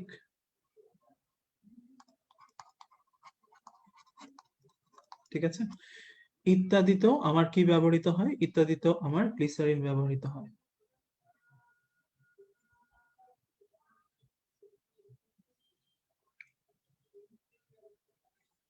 ঠিক আছে? আচ্ছা, তাহলে এই কথাটা আমি একটু পড়ে ফেললাম, ঠিক আছে? আচ্ছা, এবার চলে আসো হচ্ছে নিচের দিকে। নিচের দিকে চলে যাও, নিচের দিকে মেহেদি নিষ্কাশন, মেডিকেল কলেজ অ্যাডমিশন টেস্ট 2018, এখানে প্রশ্নটা আসছিল মেহেদির প্রধান উপাদানের নাম কি? লসন যৌগ। এটা রাসায়নিক নাম কি? 2,4-হাইড্রক্সি 1,4-ন্যাপথাকুইনন। এবং এটা সাধারণত মেহেদি পেস্ট কত পিএইচ এর মানের উপর হচ্ছে হলে কার্যকারিতা বৃদ্ধি পায়? 5.5। নিচের দিকে কিছু যৌগ দিয়ে বলা হয়েছে যে যদি ইন্ডিগো মিশাও, আমলা মিশাও, ওবডাটা মিশাও, তাহলে কি কি কালার হবে, ঠিক আছে? তাহলে ইন্ডিগো মিশালে বাদামি হবে, আমলা মিশালে সোনালী হলুদ হবে, আর কেসিয়া ওফটাওয়া মিশাইলে চকচকে আর মসৃণ হবে। এই ছোট্ট কয়েকটা কথা একটু দাগানো নাই, একটু পড়ে ফেলো, ঠিক আছে? ওকে, এবার চলে আসো হচ্ছে নিচের দিকে, ওকে? গ্লাস ক্লিনার প্রস্তুতি, ঠিক আছে? আমরা প্রায় পড়া শেষ দিকে, 5 মিনিটের পড়া বাকি আছে। গ্লাস ক্লিনারের ক্ষেত্রে যেটা তোমাকে মাথায় রাখতে হবে যে আমার নর্মালি গ্লাস ক্লিনারের ক্ষেত্রে আমরা সাধারণত কেন কস্টিক সোডাটাকে ইউজ করি না বা কেন পটাশিয়াম হাইড্রোক্সাইডটাকে ইউজ করি না, কারণ গ্লাস ক্লিনারের মধ্যে যে সিলিকাটা আছে গ্লাসের মধ্যে, এই সিলিকাটা সাধারণত কস্টিক সোডার সাথে বিক্রিয়া করে সোডিয়াম সিলিকেট বা পটাশিয়াম সিলিকেট উৎপন্ন করে। এরা গ্লাসে কি তৈরি করে? দাগ সৃষ্টি করে। তাহলে প্রশ্ন হচ্ছে গ্লাসে দাগ তৈরি করে কোন কোন যৌগ? যৌগটা হচ্ছে সোডিয়াম হাইড্রোক্সাইড আর হচ্ছে পটাশিয়াম হাইড্রোক্সাইড। আর দাগ তৈরি করা যৌগটার নাম কি? সোডিয়াম বা পটাশিয়াম সিলিকেট, ওকে? আচ্ছা, নেক্সট এটার মতো আগের মতোই তোমাকে শিখতে হবে কি কোনটার প্রধান উপাদান কি আছে ভাইয়া। যেমন এটার প্রধান উপাদান হচ্ছে অ্যামোনিয়া, এটা গ্রিজের দ্রাবক হিসেবে কাজ করে। সোডিয়াম লরাইল সালফেট এর সালফেক্স অ্যাক্টিভ হিসেবে কাজ করে। আইসোপ্রোপাইল অ্যালকোহল অধিক উদ্বায়ী। ইথিলিন গ্লাইকল কম উদ্বায়ী। টেট্রা পাইরোফসফেট পানির ক্ষরতা নিরোধক, রং সুগন্ধি, সুগন্ধি বস্তু সুগন্ধি, পানি হচ্ছে ময়লা দূরীকরণের জন্য, ওকে?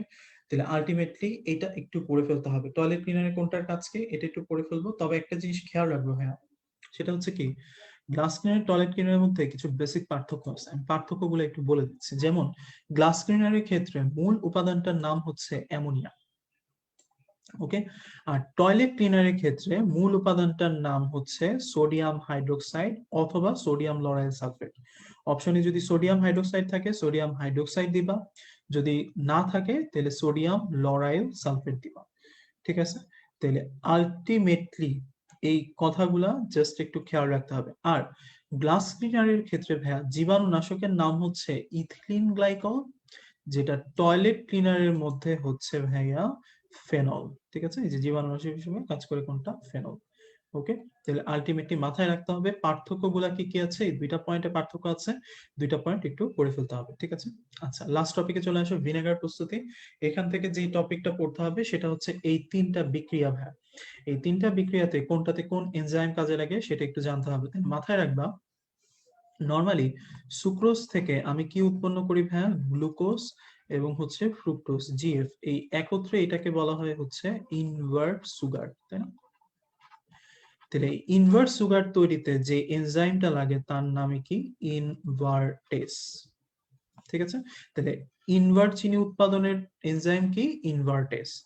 আবার এই ইনভার্টেস, ইনভার্ট সুগারকে আমার ইথানলে উৎপাদন করতে হয়, ইথানল, তখন আমার যে এনজাইমটা লাগে তার নাম হচ্ছে কি, জাইমেস।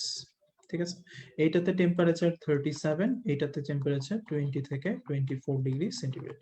ওকে, দেন আলটিমেটলি আমাকে মাথায় রাখতে হবে, প্যাচ তোমরা এখানেই লাগাও, যে ইনভার্টেস কখন, জাইমেস কখন, মনে রাখবা ইনভার্ট চিনি তৈরিতে কি লাগে, ইনভার্টেস, আর ইনভার্ট কে ভাঙতে কি লাগে, জাইমেস। ঠিক আছে, তাহলে আলটিমেটলি মানে হচ্ছে এই জিনিসটা সব সময় হচ্ছে খেয়াল রাখতে হয়, যে হচ্ছে কোনটা আগে কোনটা পরে তোমার মনে রাখতে হবে। ঠিক আছে, তাহলে ইনভার্ট চিনি যখন তৈরি করতে চাই তাহলে ইনভার্টেস, যখন ইনভার্ট চিনিকে ভাঙতে চাই তখন জাইমেস। ঠিক আছে, ওকে। আচ্ছা, এবার আসুন নিচের দিকে ভাইয়া, নিচের দিকে যেটা আছে ইথানল থেকে এরপরে আমি কি উৎপন্ন করব, অ্যাসিটিক অ্যাসিড 6%, এইখানে কি ব্যাকটেরিয়া কাজ করবে, অ্যাসিটোব্যাক্টর। আর যদি তুমি 10% ইথানল বা মল্ট মিশ্রণ থেকে তৈরি করতে চাও তখন আমার নাম হবে হচ্ছে মাইকোডার্মা অ্যাসিটি 35 ডিগ্রি সেন্টিগ্রেড। ঠিক আছে, তাহলে আলটিমেটলি হচ্ছে এই মোটামুটি পড়া। এখানে জাস্ট হচ্ছে ছোট্ট একটা কথা একটু মনে রাখবা, যে কত পার্সেন্ট অ্যাসিটিক অ্যাসিডের জলীয় দ্রবণকে ভিনেগার বলে সবাই জানি, আর ভিনেগারের পিএইচ কত, অ্যাসিটিক অ্যাসিডের পিএইচ। ঠিক আছে, সো আলটিমেটলি প্রিজারভেটিভ গুলা এই রেঞ্জের মধ্যে রাখলে সাধারণত মাইক্রো অর্গানিজম মরে যায় এবং এদের বৃদ্ধি বাধাপ্রাপ্ত হয়। আর আরেকটা কথা, ভিনেগার দ্বারা খাদ্যবস্তু সংরক্ষণ করার প্রক্রিয়ার নামই কি, পিকলিং। ঠিক আছে, সো আলটিমেটলি এই ছিল মোটামুটি হচ্ছে তোমাদের লেকচার। অ্যাকচুয়ালি লেকচারটা খুব যে বড় তা না, কিন্তু তোমরা পড়ার সময় বুঝতে পারছো যে আসলে এত কম্প্যাক্ট একটা অধ্যায়, এত বড় একটা অধ্যায়, প্রতিটা পেজে এত এত পড়া, যে আসলে মানে